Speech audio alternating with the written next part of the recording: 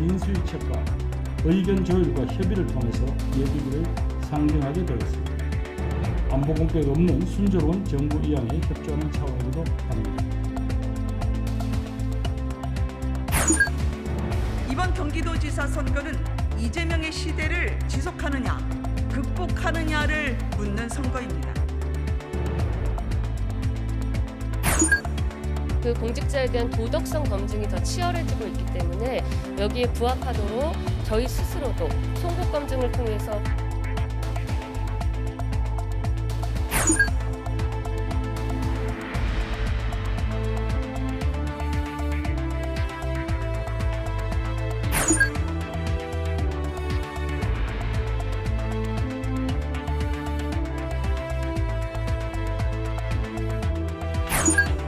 제일 많이 판매한 옥시와 애경이 이 조정 지원안에 대해서 거부하고 있다는 것은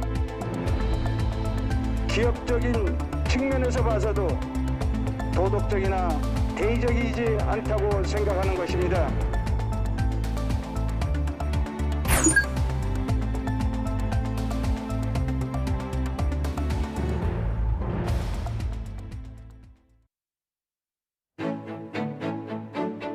시청자 여러분 안녕하십니까? YTN 뉴스나이트 시작합니다.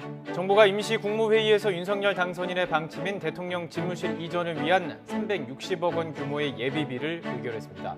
대통령 집무실의 용산시대가 확정이 된 셈인데 시민들의 입장에서는 뭐가 달라지는지 잠시 뒤 나이트 포커스에서 전문가와 짚어보겠습니다. 김부겸 총리는 예비비를 승인하며 안보 공백 없는 순조로운 정부 이양에 협조하는 차원이라고 배경을 설명했습니다. 보도에 김세우 기자입니다. 김부겸 총리가 주재한 임시국무회의에서 대통령 집무실 이전에 필요한 예비비 360억 원을 지원하기로 의결했습니다. 윤 당선인이 처음 밝혔던 금액은 496억 원인데 일단 1차 예산을 먼저 승인한 겁니다. 위기안보센터, 경호상황실과 같은 안보 필수 시설을 만드는 데 드는 비용 116억 원, 국방부 이전비 118억 원과 일반 사무실 구축 비용 101억 원, 그리고 당분간 대통령 관저로 쓰일 육군 참모총장 공간 리모델링 비용 25억 원이 각각 반영됐습니다. 다만 국방부 지휘부서와 합동참모본부는 안보 공백을 막기 위해 필수 안보 시설이 모두 구축된 뒤 이전을 추진하기로 했습니다. 김부겸 국무총리는 대통령 집무실 이전은 당선인 의지가 확실한 이상 시기의 문제일 뿐 결국 진행될 수밖에 없다고 설명했습니다. 이어 이번 의결 배경은 안보 공백 없는 정부 이양에 협조하는 차원이라고 밝혔습니다. 정부는 인수위촉과 의견 조율과 협의를 통해서 예비비를 상정하게 되었습니다. 안보 공백 없는 순조로운 정부 이양에 협조하는 차원이기도 합니다. 특히 안보 태세는 지금 정부가 마지막 책임을 다해야 한다고도 강조했습니다. 어떤 경우에도 안보 태세에 작은 빈틈도 없어야 합니다. 이는 어느 정부든 간에 기본 책무로서 자기 정부뿐만 아니라 우리 정부가 마지막까지 책임을 다해야 하는 사안입니다. 김 총리는 국방부를 비롯한 관계부처에도 집무실 이전을 인수위원회와 적극적으로 협력해 줄 것을 당부했습니다. YTN 김세호입니다. 우여곡절 끝에 집무실 이전이 실행에 들어가기는 됐지만 윤석열 당선인이 계획했던 대로 취임 직후 국방부 청사에서 집무를 시작하기는 어렵게 됐습니다. 6월쯤 이전이 완료될 때까지 통이동에서 일할 것으로 전망되는데 이렇게 되면 외부에서 출퇴근하는 첫 대통령이 됩니다. 엄윤주 기자입니다. 정부가 예비비 안건 360억 원을 의결한 만큼 본격적으로 대통령 집무실 이전이 추진됩니다. 그러나 당선인 측은 취임 시작일에 맞춰 새로운 곳에서 일하기는 어려울 것이라고 밝혔습니다. 취임 이후에도 다소 저희가 지금 소요한 시간들이 있기 때문에 5월 10일에 딱 맞춰 집무실 이전을 하기는 불가능하고 그 이후에도 시일이 조금 걸릴 것으로 예상이 됩니다. 국방부를 옮기고 시스템을 구축하는 등 이전에 걸리는 시간이 최소 2달은 걸릴 거란 예상이 나옵니다. 이르면 6월 중에 집무실 이전이 마무리될 것으로 보입니다. 당분간 대통령 관저로 사용할 한남동 육군참모총장 공간 리모델링 공사도 취임 전까지 끝나기는 어렵습니다. 따라서 청와대 안으로 결코 들어가지 않겠다고 강조한 윤 당선인은 당분간 서초동 자택에서 통이동으로 계속 출퇴근할 가능성이 큽니다. 한남동 공간을 서둘러 개조하더라도 3km 남짓 떨어진 국방부 청사까지 매일 차로 출퇴근해야 해서 경호나 교통 등이 문제가 될 수 있습니다. 이 구역 안에 이 관저나 또 우리 외국 손님들을 모실 수 있는 그런 시설들을 만드는 것이 좋지 않겠냐, 지금 그런 생각을 하고, 지금은 뭐 그것까지는 아직 고려하고 있지 않습니다. 당선인은 앞서 출퇴근 문제 해결을 위해 국방부 청사 바로 옆으로 관저를 신축하겠다는 생각을 밝혔는데 이에 대한 구상도 구체화해야 합니다. 당선인 측은 의결된 360억 원에 더해 예비비를 추가로 확보해 조속하게 차질 없이 집무실 이전을 준비하겠다는 입장입니다. 첨예하게 대립했던 신구 권력의 갈등이 일단은 해소된 듯한 모습이지만 해결할 과제는 산적해 있습니다. 합참 이전과 공간 신축에 대한 결정, 안보시설 변경 등에 따른 실무 협의가 이어질 텐데 인수인계와 추가 예산 편성 등이 순탄하게 마무리될지는 미지수입니다. YTN 엄윤주입니다. 예비비가 의결된 만큼 이제부터 대통령 집무실 이전 작업이 본격화됩니다. 우선 새로운 대통령 집무실이 들어설 국방부가 곧 이전 작업을 시작할 전망입니다. 한현희 기자입니다. 예비비 의결 직후 국방부는 곧바로 이사업체에 계약을 의뢰하며 이전 준비에 돌입했습니다. 우선 이동 대상은 국방부 본관 5층 이상에 입주한 부서들인데 국방부 구청사와 근무지원단, 육군회관과 국방 컨벤션 등에 분산 배치될 전망입니다. 국방부 본관 2층에서 4층에 있는 장관실을 비롯한 주요 지휘부서들은 바로 길 건너 합동참모본부 건물로 이동합니다. 공간 마련을 위해 합참의 일부 부서 역시 다른 건물로 분산 배치됩니다. 다만 대비태세 유지를 위해 지휘부서와 합참은 한미연합훈련이 끝나는 28일부터 필수 보안시설 구축을 완료한 후 이전을 시작할 예정입니다. 윤 당선인의 대통령 집무실과 비서실, 기자실, 대변인실, 경호처 등 핵심 시설은 국방부 본관 1층에서 4층에 배치할 계획으로 알려졌는데 해당 구역을 차지한 국방부 부서의 이동 일정이 늦어진 만큼 대통령 집무실 이전 작업 역시 연쇄적으로 더 늦어질 수밖에 없게 됐습니다. 이 밖에 국방부 시설본부와 근무지원단 일부는 용산 후암동의 옛 방위사업청 건물로, 옛 방위사업청 건물에 있는 방산기술지원센터는 기상청 부지로 이동한다는 계획입니다. 초유의 국방부 이동을 앞두고 북한의 도발 가능성이 꾸준히 제기되며 안보 공백에 대한 우려가 나오는 만큼 정부는 완벽한 대비태세를 강조했습니다. 한반도 위기가 고조될 수도 있는 엄중한 안보 상황에서 대통령 집무실 이전은 안보 공백이 없이 치밀하고 면밀한 계획과에 추진되는 것이 마땅할 것입니다. 이런 가운데 국방부 청사 앞에서는 일부 용산구 주민과 환경단체에서 졸속 추진을 반대한다는 기자회견을 열기도 했습니다. YTN 한현입니다. 윤석열 당선인이 물가 등 민생 안정 대책을 새 정부 최우선 과제로 추진하라고 인수위원회에 지시했습니다. 2차 추가 경정 예산안 논의도 다시 의제로 올렸습니다. 강희경 기자가 보도합니다. 러시아의 우크라이나 침공에 따른 국제유가 상승 등으로 지난달 소비자 물가가 4.1%나 치솟았습니다. 물가 상승률이 4%대를 기록한 건 지난 2011년 12월 이후 10년 3개월 만입니다. 다음 달 출범을 앞둔 윤석열 정부도 발등에 불이 떨어졌습니다.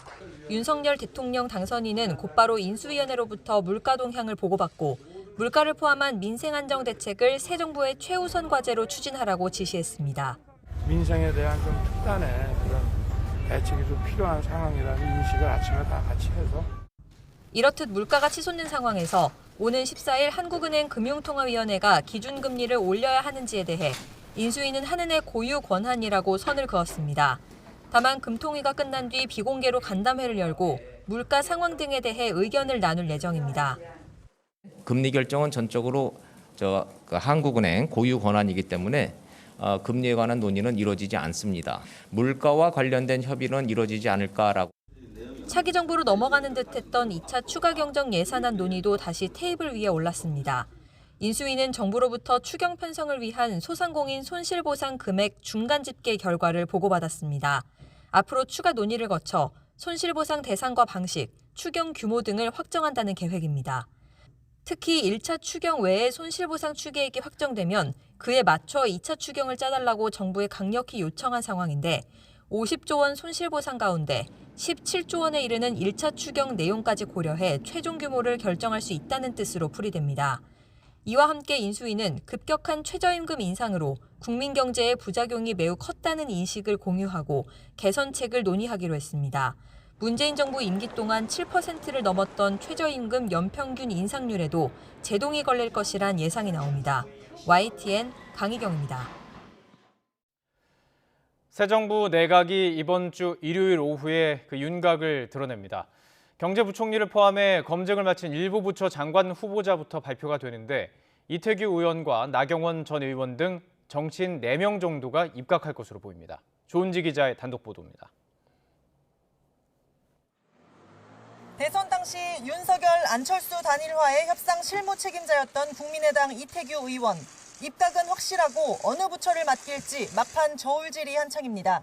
국회 외교통일위원회를 맡았던 이 의원 경력에 맞춰 윤석열 당선인 측이 통일부 장관을 제안했지만 고사해 행정안전부나 해양수산부 등을 고려하는 걸로 관측됩니다. 외교부 장관은 조태용, 박진 의원 가능성이 정확히 반반인데 윤 당선인이 막판까지 고심할 걸로 보입니다. 경제부총리 겸 기획재정부 장관은 후보 4명이 검증 단계를 밟고 있다지만 추경호 의원으로 사실상 낙점됐습니다. 국무위원은 장관 겸직이 가능하고 비례대표인 이태규, 조태용 의원은 후순위로 의원직을 승계할 수 있어서 여소야대 국면에서 의석을 지킨다는 당선인 기조를 유지할 수 있습니다. 사선 의원 출신으로 윤 당선인의 서울대 법대 후배인 나경원 전 의원도 입각이 확실시됩니다. 문화체육관광부가 1순위지만 조윤선 전 장관과 겹치는 이미지가 다소 부담이라 부처는 조율하고 있습니다. 하마평에 올랐던 국토교통부 송석준, 행정안전부 윤한홍, 박수영 의원 등은 현역 의원 차출을 최소화한다는 기조 아래 장관 후보군에서 빠졌습니다. 윤석열 당선인은 오는 일요일 경제부총리를 포함한 1기 내각 일부를 발표할 예정입니다. 공정과 상식 순리였던 것으로 제가 기억을 하는데요. 이 국민의 눈높이에 맞고 더군다나 많은 그 공직자에 대한 도덕성 검증이 더 치열해지고 있기 때문에 여기에 부합하도록 저희 스스로도 송곳 검증을 통해서 윤 당선인은 지난달 지시본까지 들고 직접 청와대의 용산 이전 필요성을 설명했습니다. 국립용산공원이 엄청나게 큰 규모로 조성이 될 수가 있고 그리고 그 가운데 이제 국방부와 대통령 이제 청와대라는 건 없습니다. 이런 모습은 새 정부에서 어쩌면 익숙한 풍경이 될지도 모릅니다. 윤 당선인 측 핵심 관계자는 YTN에 부처 현안을 전문적이고 명쾌하게 전달할 수 있는 PT 능력도 아주 중요하다면서 전 장관의 공보 단장화를 언급했습니다. 이 관계자는 윤석열 정부의 첫 단추 한덕수 총리 후보자의 청문회는 큰 무리 없이 통과할 것으로 낙관했습니다. YTN 조은지입니다. 윤석열 정부 대통령실 조직도 서서히 윤곽이 드러나고 있습니다. 청와대 민정수석에 이어서 정책실장 등 일부 조직을 폐지하고 기능만 남길 예정입니다. 정유진 기자가 보도합니다. 새로 출범하는 윤석열 정부는 현재 청와대보다 슬림화될 전망입니다. 장제원 당선인 비서실장은 청와대 조직 개편에 대한 취재진 질문에 조직이 조금은 줄어들 것이라고 밝혔습니다. 현재 청와대 조직은 3실장 12수석 체제. 이미 정무수석을 없애겠다고 밝혔던 당선인과 인수위원회는 정책 컨트롤타워 역할을 했던 정책실장 자리도 폐지하기로 했습니다. 이와 함께 문재인 대통령이 취임 당일 중요성을 강조하며 만들었던 일자리 수석도 없애기로 가닥을 잡았습니다. 다만 조직이 사라지더라도 기능은 기존 조직이 흡수해 청와대가 그대로 수행할 계획입니다. 이와 함께 인수위 측은 윤 당선인이 핵심 공약으로 내세웠던 여성가족부 폐지도 추진하되 여성이 아닌 인구 정책에 집중할 전문가를 장관으로 임명한 뒤 부서 이름을 변경하는 방안도 고려하고 있습니다. 하지만 정부 조직 개편은 법 개정이 필요한 만큼 야당 협조 없이는 추진하기 어려워 시간을 두고 접근할 것으로 보입니다. 당선인 측 핵심 관계자는 더불어민주당이 협조해주지 않으면 싸울 필요가 없다면서 9월 정기국회까지 추진하지 못해도 서두르지 않겠다고 말했습니다. 또 야당의 조직 개편 합동 TF를 제안해 같이 짜자고 제안할 수도 있다고 언급했습니다. 직제 개편과 정부 조직 개편에 관한 논의는 아직까지 그 여러 가지 방안을 두고 논의 중에 있습니다. 취임식까지 한 달 앞, 새 정부의 조직이 윤곽을 드러내고 있습니다. YTN 정유진입니다. 윤석열 대통령 당선인 대변인으로 활동했던 국민의힘 김은혜 의원이 경기도지사 출마를 선언하면서 유승민 전 의원과 경쟁하게 됐습니다. 더불어민주당에서는 친문 의원들이 송영길 전 대표의 서울시장 출마를 후안무치하다고 거칠게 비난하면서 내용이 한층 커지는 양상입니다. 김지환 기자가 보도합니다. 윤석열 대통령 당선인 대변인직을 내려놓은 지 하루 만에 국민의힘 김은혜 의원이 경기도지사 도전을 공식화했습니다. 경기도에서 민주당 권력을 멈추고 철의 여인이 되겠다며 대선 기간 두드러졌던 대장동 저격수 면모를 거듭 강조했습니다. 이번 경기도지사 선거는 이재명의 시대를 지속하느냐, 극복하느냐를 묻는 선거입니다. 윤석열 당선인 의중이 반영된 출마란 시각엔 윤심이 아니라 민심을 대변하러 나온 거라고 선을 그었는데 출마 환영 입장을 밝혔던 유승민 전 의원 측에선 이른바 윤핵관 대 비핵관 구도의 대진표가 짜인데 불쾌한 기류도 감지됩니다. 그럼에도 국민의힘은 대중 인지도가 높은 김 의원의 가세로 지방선거 경선 흥행몰이를 기대하고 있습니다. 반면 더불어민주당에선 송영길 전 대표의 서울시장 출마를 둘러싸고 내홍이 한층 격화했습니다. 친문 의원 13명은 송 전 대표의 출마가 명분도 가치도 없는 후안무치, 내로남불이라고 직격하며 파열음을 키웠습니다. 때마침 최재성 전 청와대 정무수석까지 전계 은퇴를 선언해 86 용퇴론에 불을 붙이기도 했습니다. 송 전 대표는 그러나 서울 지역 의원과 함께한 오찬회동에서 경선 흥행의 불쏘시개를 자청하고도 오해받아 섭섭하다는 심경을 토로한 것으로 전해졌습니다. 이런 가운데 민주당과 합당을 앞둔 새로운 물결 김동연 대표는 경선 규칙을 따지지 않겠다며 경기지사 경선룰 논쟁을 일축했습니다. 당의 결정에 따라서 아주 당당하게 하겠다 이렇게 말씀드립니다. 민주당의 앞날을 위해서 어떤 후보가 나가야 되고 어떤 후보가 나가야지 이길 수 있는 경쟁력을 갖고 있는지를 판단해 주시라고 믿습니다. 50여일 앞으로 다가온 지방선거가 대선 연장전급으로 격상하면서 여야의 당내 경선 구도와 셈법도 점점 복잡해지고 있습니다. YTN 김지환입니다. 검찰이 채널A 사건에 연루된 한동훈 검사장을 무혐의 처분하고 재판에 넘기지 않기로 했습니다. 부장회의까지 소집한 끝에 한 검사장과 이동재 전 기자가 공무원 증거를 찾지 못했다면서 사실상 검언 유착은 없었다고 결론 내렸습니다. 반면에 이번 의혹을 방송사에 제보했던 당사자는 재판에 넘겨졌습니다. 우철희 기자입니다. 지난 2020년 3월 MBC 보도로 알려진 채널A 사건과 관련해 검찰이 수사 착수 2년 만에 한동훈 검사장에 대한 수사 결과를 내놨습니다. 한 검사장을 혐의 없음 처분하고 재판에 넘기지 않기로 했습니다. 이동재 전 기자가 유시민 전 노무현 재단 이사장을 비롯한 여권 인사의 비리를 폭로하라고 강요하다가 미수에 그친 혐의에 공모했다는 증거를 찾을 수 없다는 이유입니다. 이정수 서울중앙지검장은 한 검사장에 대한 처분을 결정하기에 앞서 차장 부장검사 회의를 소집했습니다. 형사 일부 수사팀은 확보한 증거와 관련자 진술 등 그간의 수사 내용을 토대로 한 검사장이 무혐의인 이유를 설명했고 반대측 입장과 토론을 벌인 끝에 결론을 도출했습니다. 사건 처리가 지연되면 관계인의 불안정한 지위가 계속되고 억측성 논란이 야기된다면서 형평성 등을 고려할 때 신속한 결론이 필요하다는 점에 대다수 공감했다고 검찰은 밝혔습니다. 또 이정수 지검장은 수사팀의 정식 보고가 있었던 지난 4일 한 검사장 휴대전화의 기록 확인 즉 포렌식이 불가능하다는 대검찰청 회신을 받아 수사 내용에 보강하라는 지시를 내렸던 것으로 확인됐습니다. 최초 시도 이후 2년 가까이 지난 상황에서 현재의 기술력으로는 휴대전화 잠금 해제 시도가 더는 실효성이 없다고 판단해 무한정 시도하는 것이 적정한지 의문이라는 이유를 밝혔습니다.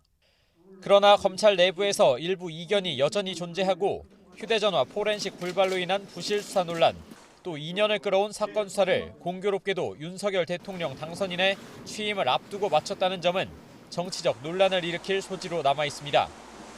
무혐의 처분에 대해 한 검사장은 지극히 상식적인 결정이 지극히 늦게 나왔다면서 검언 유착이라는 유령 같은 거짓 선동이 최종적으로 실패한 것이라고 주장했습니다. 반면 검찰은 채널A 사건을 언론에 처음 제보한 이른바 제보자 X 지모 씨를 명예훼손 혐의로 재판에 넘겼고 허위 보도로 인한 명예훼손 혐의로 고발당한 MBC 관계자들은 무혐의 또는 각하 처분했습니다. 앞서 박범계 법무부 장관은 이번 사건에 대한 검찰총장 지휘권 복원을 통해 사건에 개입하려 한다는 의혹이 제기되자 관련 논의를 일체 중단하기도 했습니다.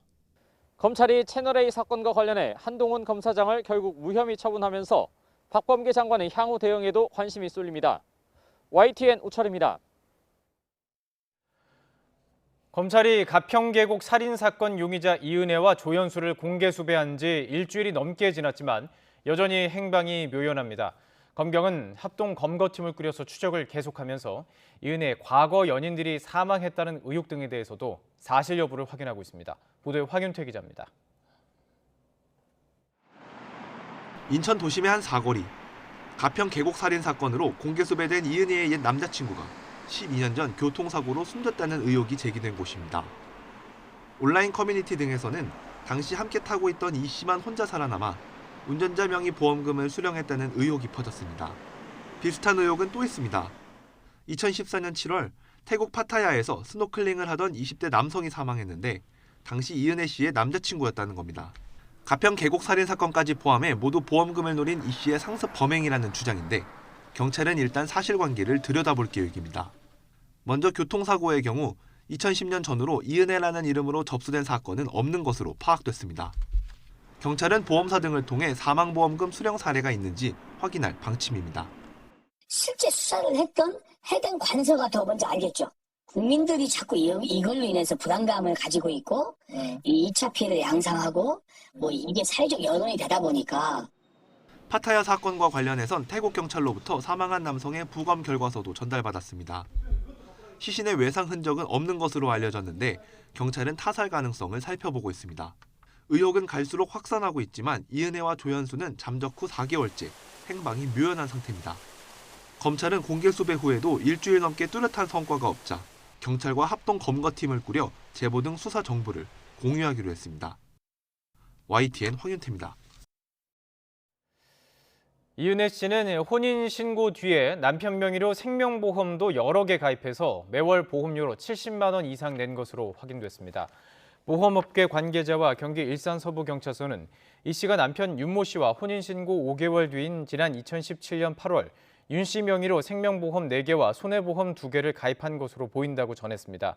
남편 윤 씨는 지난 2019년 6월 익사했고 당시 생명보험은 3건만 효력이 남아 있었던 것으로 전해졌습니다. 부인 이 씨는 남편 사망 5개월 뒤 생명보험금 8억 원 수령을 신청했으나 사기를 의심한 보험사로부터 거절당했습니다. 코로나 소식입니다. 정부는 확진 규모와 피해 감소세가 계속되면 사회적 거리 두기를 해제하겠다고 강조했습니다. 다만 거리 두기 조치와 별개로 코로나19를 풍토병으로 관리하는 엔데믹 선언은 당분간 어렵다고 판단했습니다. 이형원 기자입니다. 전파력은 크지만 치명률이 낮은 오미크론 변이 유행 이후 정부는 일상 회복 준비를 본격화해왔습니다. 동네 병원 등 일반 의료 체계에서 확진자 진료를 확대하는 한편 사적 모임 인원과 영업시간 제한을 잇따라 완화해온 겁니다. 특히 오는 17일까지 2주 동안 적용하는 이번 거리두기 이후에는 전면 해제를 시사했습니다. 유행 규모와 피해 감소세가 이어지고 의료 역량이 안정적으로 관리된다면 대부분의 방역 조치를 풀기로 한 겁니다. 최종적으로는 실내 마스크 정도를 제외하고 영업시간, 사적 모임, 대규모 행사 등 모든 방역 규제를 해제하고 일상에 가까운 체계로 거리두기 해제 조건인 전반적인 감소세는 계속되고 있습니다. 신규 환자는 이틀째 20만 명대로 일주일 평균으로 보면 25만 명대에 그쳤습니다. 2주 전 40만 5천 명, 지난주 30만 6천 명과 비교해 계속 줄고 있는 겁니다. 위중증 환자는 지난달 31일, 사망자도 25일 정점 이후 감소 추세입니다. 다만 코로나19를 풍토병으로 관리하는 엔데믹 선언을 하기에는 이르다는 평가입니다. 풍토병처럼 특별한 방역 체계 없이 관리하기에는 새로운 변이 발생 등 아직 위험 요인이 있는 만큼 거리두기 해제와 엔데믹은 별개로 봐야 한다는 겁니다. 의료 대응 체계나 혹은 감염 관리 체계들을 바꾸기에는 위험도가 높다고 보입니다. 특정 시점을 기점으로 엔데믹 선언을 할 수 있는지는 현재로서는 좀 미지수이고 이 부분들은 당분간은 좀 어렵지 않을까라고. 정부는 현재 1급 감염병인 코로나19 등급 조정 문제를 포함한 일상 회복 방안이 구체화하면 발표한다는 방침입니다. YTN 이영훈입니다. 코로나19 감소세가 뚜렷해지면서 정부는 고위험군에 집중하는 정책을 강화하고 있습니다. 고위험군이 많은 요양시설에서 확진자가 발생하면 직접 찾아가 진료를 시행하고 재택치료자도 대면 진료 뒤에 약국에서 직접 약을 받을 수 있습니다. 김평정 기자입니다. 집단 감염이 줄고는 있지만 고령의 기저질환자가 많은 요양시설은 여전히 코로나19에 취약한 곳입니다. 지난달 코로나19 사망자 3명 중 1명이 요양병원이나 시설에서 숨졌을 정도입니다. 중증으로 진행해 감염병 전담 요양병원 등으로 이송된 뒤 사망한 경우까지 더하면 이보다 더 많을 것으로 보입니다. 이에 따라 정부는 요양시설에서 코로나19 치료에 적기를 놓치지 않기 위해 외부 의료진을 신속히 투입해 진료하기로 했습니다. 의사 1명과 간호사 1명 이상으로 구성된 요양시설 의료 기동 전담반이 확진자가 나온 요양시설에 방문하도록 한 겁니다. 45개 의료기관에 73개 팀이 지정됐고 우선 이달 말까지 운영됩니다. 또 효율성이 있는지 또한 그 요양병원의 확진자 숫자, 사망자 어떤 추이라든지 이런 것들을 봐서 추가로 연장할 것인지 여부를 다시 한번 판단하겠다는 것. 코로나19 환자 대부분이 재택치료를 받는 만큼 재택치료자의 대면 진료와 약 처방도 확대합니다. 지금까지는 확진자가 약국을 직접 찾을 수 없어 처방약을 가족이 대리 수령해야 했지만 이제 대면 진료 뒤 받은 처방전을 약국에 제출하고 직접 약을 받으면 됩니다. 이때 마스크를 계속 착용해야 하고 복약 지도는 약사와 환자 사이 1m 간격을 두고 이뤄집니다. 코로나 환자를 대면 진료하는 외래진료센터는 의원급까지 확대돼 현재 4,800곳이 운영되고 있는데 더욱 확대할 계획입니다. YTN 김평정입니다. 정부가 코로나19 사망자도 화장하지 않고 매장할 수 있도록 허용하자 일부 장례업계가 반발하며 장례 거부 움직임을 보이고 있습니다. 시신 수습 과정에서 접촉 감염 우려가 있다는 이유 때문인데 가뜩이나 장례식장이 포화인 상황에서 유족들만 피해를 보는 건 아닌지 우려의 목소리가 나옵니다. 윤혜리 기자의 보도입니다. 정부는 코로나19 확산 초기 시신으로 인한 감염을 막기 위해 선 화장, 후 장례 지침을 권고했습니다. 대신 고인의 마지막 가는 길을 지켜보지 못하는 유족들에게 위로금 차원에서 장례 지원금 1,000만 원을 지급해왔습니다. 하지만 정부는 이번 달부터 코로나19 사망자도 일반 사망자와 똑같이 매장과 염습을 허용하면서 장례 지원금 지급을 중단하겠다고 밝혔습니다. 앞으로는 장례에 대한 제한을 최소화하고 화장뿐만 아니라 매장도 허용하게 됩니다. 장례업계는 반발하고 있습니다. 시신 접촉으로 인한 감염 우려가 여전한데 위험을 감수할 수는 없다는 겁니다. 그런데 일방적으로 이 시신백을 벗겨내고 염습 행위를 하라는 것은 우리를 그냥 위험한 사지에 몰아넣는 거죠. 현재 상황에서는 저희는 받아들일 수 없습니다. 정부는 시신 접촉으로 인한 바이러스 전파 가능성은 거의 없다며 우려를 불식하고 있지만 전국 장례식장 100여 곳은 더는 코로나19 사망자를 받지 않겠다며 보이콧 움직임을 보이고 있습니다. 코로나19 사망자를 염습하려면 감염을 막을 수 있는 최소한의 안전장치나 위험에 대한 보상이 있어야 한다는 겁니다. 정부와 장례업체가 갈등을 빚으면서 피해는 고스란히 유족들에게 돌아갈 거라는 우려도 나옵니다. 장례식장 곳곳이 이미 포화 상황인데 코로나19 시신 보이콧까지 이어질 경우 유족들의 장례식장 구하기는 더 어려워질 수밖에 없습니다. 보통 3일장을 했는데 며칠 동안 안식실에 계셔야 되고 물론 혼선이 생기시겠죠. 가족들은 나라에서는 왜 이렇게 하라고 하는데 왜 당신들은 못 하느냐. 이런 부분들에 대한 마찰도 분명히 생길 것이고. 앞서 정부는 지난 1월 코로나19 사망자도 장례를 치른 뒤 화장할 수 있도록 지침을 바꾸는 데에만 3개월이 넘는 협의 시간이 걸렸습니다. 한국장례협회는 조만간 질병관리청 관계자들을 만나 코로나19 사망자 매장 방식과 절차 등을 논의할 예정인 가운데 양측이 조속히 합의점을 도출해낼 수 있을지 주목됩니다. YTN 윤혜리입니다. 어제 오후 경북 봉화군에서 발생한 산불이 17시간 만에 진화됐습니다. 화목 보일러에 재를 버리다가 불이 시작된 것으로 추정되는데 한순간의 실수로 축구장 160개 면적이 잿더미가 됐습니다. 차상은 기자입니다. 능선을 따라 이어진 시뻘건 불길이 무섭게 타오릅니다. 산불 진화대원들은 낙엽을 걷어내며 불이 번지는 걸 막아냅니다. 동이 트자마자 다시 투입된 진화 헬기들이 큰 불을 모두 잡아내면서 경북 봉화군 일대를 집어삼켰던 산불은 17시간 반 만에 꺼졌습니다. 불에 타버린 산림은 120헥타르, 축구장 160개 면적이 잿더미가 됐습니다. 황급히 대피했던 주민들은 불이 모두 꺼졌다는 소식에 가슴을 쓸어내렸습니다. 동네 불이 붙었으니까 막 저거 하라고 막 이래 방송해가지고 나왔기는 그만 뭐 동네가 자우롭게 연기가 그만. 이번 산불로 주택 한 채와 창고 한 동이 완전히 불에 타버렸습니다. 다행히 인명피해는 발생하지 않았습니다. 초속 10m가 넘는 강한 바람이 불면서 불이 빠르게 번지자 산림당국은 산불 3단계를 발령하고 가용 자원을 총동원했습니다. 산림당국은 이번 산불이 인재라고 결론 내렸습니다. 화목 보일러에 남은 재를 아마 밭에다 버리면서 그 버려진 재가 불씨가 완전히 제거가 안 된 상태였기 때문에 불이 발생한 것으로 지금 추정하고 있습니다. 불을 끄는 과정에서 멸종 위기종이자 천연 기념물인 어린 수리부엉이 한 마리가 구조됐고 구만서원 등 문화재들도 안전하게 보호됐습니다. 산림당국은 불씨가 다시 살아날 가능성에 대비해 잔불을 정리하고 뒷불 감시를 이어가고 있습니다. YTN 차상입니다. 가습기 살균제 참사 11년 만에 피해자 배보상안을 담은 최종안이 나왔지만 일부 기업이 반대하면서 사실상 무산될 위기에 놓였습니다. 피해자들 가운데서도 최종안에 대해 아쉬움을 나타내는 이들이 적지 않은 만큼 피해 회복 과정이 순탄치 않을 전망입니다. 홍민기 기자가 취재했습니다. 가습기 살균제 피해자들이 피해보상조정위원회 사무실이 있는 서울 광화문 빌딩 앞에 섰습니다.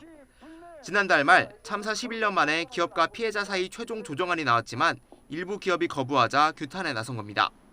가습기 살균제 살인기업 애경을 규탄한다! 규탄한다! 규탄한다! 가습기 살균제를 만들고 판매한 9개 기업 가운데 최종안을 거부한 업체는 옥시 레킷벤키저와 애경산업 등 2곳입니다. 피해 사례가 인정된 4,200여 명 가운데 옥시 제품을 사용한 사람은 86%, 애경은 27%로 두 기업 관련 피해자가 각각 1, 2위를 차지하고 있습니다. 이 중에서 제일 많이 판매한 옥시와 애경이 이 조정 지원안에 대해서 거부하고 있다는 것은 기업적인 측면에서 봐서도 도덕적이나 대의적이지 않다고 생각하는 것입니다. 6달 만에 나온 이번 최종안에는 사망한 피해자 유족에게 2억 원에서 4억 원, 피해자들에겐 최대 5억여 원을 지급한다는 내용이 담겼습니다. 지원금 총액은 9,200억 원 정도로 옥시는 절반 이상, 애경은 수백억 원 정도를 분담하게 됩니다. 하지만 두 기업은 이미 수천억 원을 피해자에게 지급한 만큼 비용을 더 드리기는 어렵다고 밝힌 것으로 전해졌습니다. 9개 기업 가운데 한 곳이라도 거부하면 최종안은 이행되지 못합니다. 조정 금액의 총액과 관련한 거, 그다음에 기업별 분담 금액과 관련된 거. 7천여 명에 달하는 피해자 가운데서도 절반 이상이 최종안에 대해 반대 의견을 밝힌 것으로 전해졌습니다. 피해자 한 사람당 평균 지원금이 1억 2천여만 원에 불과한데 10년 가까이 겪은 피해를 보상하기엔 턱없이 부족하다는 겁니다. 사업을 축소해서라도 AK 백화점 하나를 팔아서라도 자신들의 책임을 다해야 되지 않겠습니까? 참사 피해자의 배보상 방안을 담은 법이 국회에 머무르는 상황에서 문제를 해결할 곳은 사적기구인 피해보상조정위원회가 유일합니다. 사실상 최종안이 무산된 뒤 위원회 내부에선 해산 의견까지 나왔지만 거부 뜻을 밝힌 기업을 상대로 다시 한번 설득에 나서기로 한 것으로 전해졌습니다. 조정위원회는 다음 주 초 공개 간담회를 통해 이번 조정 결과를 발표할 예정입니다. YTN 홍민기입니다. 지난해 윤석열 당선인이 검찰총장을 그만둔 뒤 총장 직무대행을 맡았던 조남관 법무연수원장이 사의를 표했습니다. 대선 이후 검찰 고위 간부 중에선 처음인데 법무부 장관 인선과 검찰 인사를 앞두고 검찰 내부도 술렁이는 분위기입니다. 나혜인 기자입니다. 조남관 법무연수원장이 사의를 표했습니다. 조 원장은 문재인 정부 초기 국가정보원 적폐청산 팀장을 역임하고 검사장으로 승진했습니다. 추미애 전 장관 시절 핵심 요직인 법무부 검찰국장을 지냈고 이후 고검장급인 대검찰청 차장으로 승진해 윤석열 당시 검찰총장을 보좌했습니다. 이어진 총장 징계나 사퇴 국면에선 세 차례 총장 직무대행도 맡았는데 추 전 장관을 향해 징계 철회를 촉구하는 호소문을 남기기도 했습니다. 법무부와 대검의 안정적인 협력 관계가 회복되어서 국민들의 심려를 더 이상 끼치지 않았으면 하는 바람입니다. 조 원장은 사직인사 글에서 법이 가는 길엔 좌우가 따로 없다며 족함을 알면 욕됨이 없고 그칠 줄 알면 위태로움이 없다는 도덕경 구절을 인용했습니다.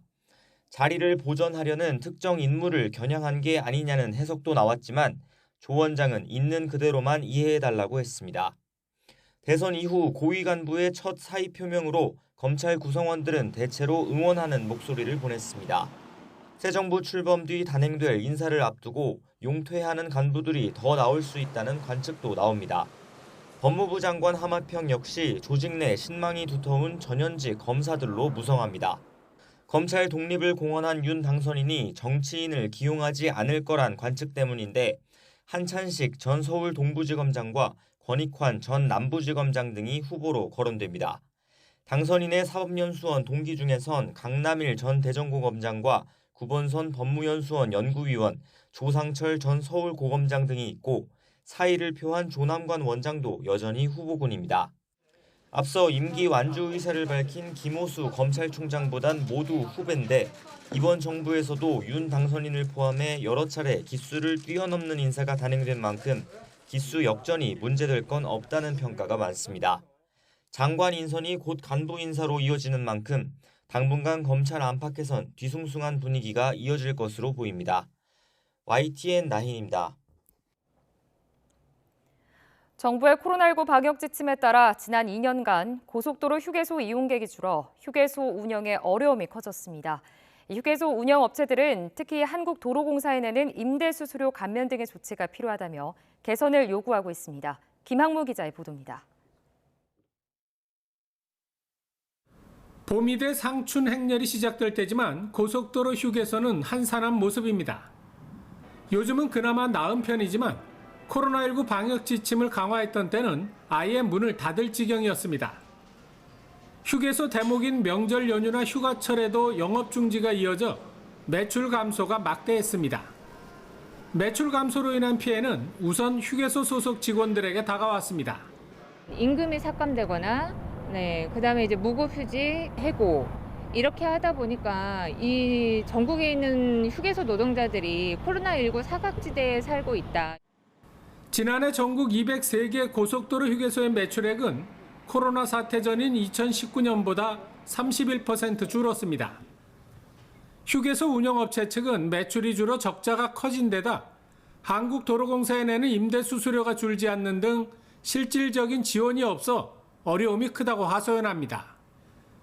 실제 강원도 인제의 A휴게소는 적자 폭이 커지면서 임대 수수료가 부담돼 재계약을 포기했고 경기도 이천의 B휴게소는 지난해 6월에 26일간 문을 닫기도 했습니다. 지자체라든가 공사들처럼 수수료를 좀 감면을 해줘야지 그렇지 않고서는 지금 업체들도 다 운영을 포기할 상태까지 내몰리고 있습니다. 한국도로공사 측은 임대 수수료 6개월 납부 유예와 보증금 일부 환급 등의 지원을 했다고 밝혔습니다. 임대료 납부 유예라든지 보증금 환급이라든지 그 뒤에 이제 방역비, 명절 임대료 면제 등등 해서 저희가 총 4,188억을 지원을 했고요. 부족했는지 아니면 충분했는지 저희가 판단할 수는 없는 부분이고. 하지만 업체 측은 공사 측의 지원 중에 가장 큰 부분인 보증금 환급은 코로나 사태와 아무 관련이 없이 진행됐고 납부 유예는 기간만 잠시 미룬 것이라 실제적인 지원은 미미했다고 주장했습니다. YTN 김학무입니다.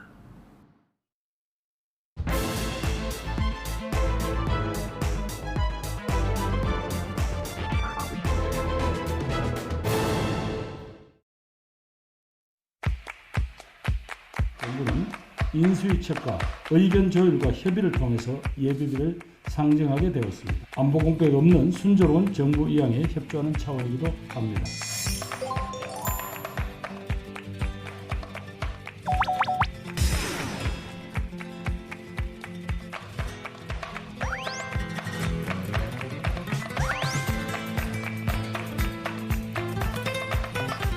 (5월 10일에) 딱 맞춰 집무실 이전을 하기는 불가능하고 그 이후에도 시일이 조금 걸릴 것으로 예상이 됩니다.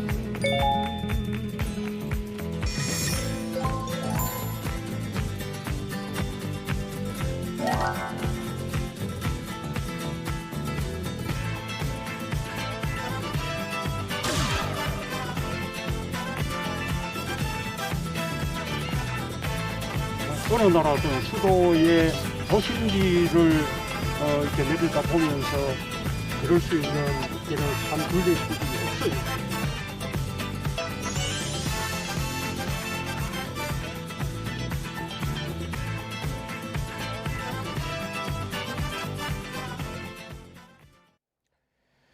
대통령 집무실 용산 이전을 위한 예비비가 오늘 국무회의를 통과하면서 윤석열 당선인의 집무실 용산 이전 계획도 본격 궤도에 오르게 됐습니다. 정치권에서는 한덕수 국무총리 후보자 고액 고문료 논란과 관련해서 공방이 계속되고 있습니다. 나이트 포커스 오늘 박창환 장한대 교수, 이종훈 시사평론가와 함께 관련 소식 알아보겠습니다. 어서 오십시오. 안녕하십니까? 네, 반갑습니다. 자, 정부에서 이제 예비비 360억 원을 의결하면서 용산시대는 이제 확실히 진행이 되는 것으로 결정이 된 셈입니다. 자, 이런 질문 드려보고 싶어요. 그냥 한 시민의 입장에서, 국민의 입장에서 뭐가 달라지나요? 글쎄요. 청와대가 용산으로 가는 게 뭐가 달라질까? 저도 사실은 궁금합니다. 뭐가 달라질지. 뭐가 달라질까에 대해서 논란이 크게 두 개가 있었습니다. 달라질 것도 없는데 왜 가? 그 과정에서 소통에 관련된 논란이 있었죠. 그것 때문에 당선인이 리더십이 상처를 받는 일이 생겼습니다. 그래서 사상 초유의 당선인이 어떤 지지율이 55%까지 내려가는 이런 일이 있었죠. 예.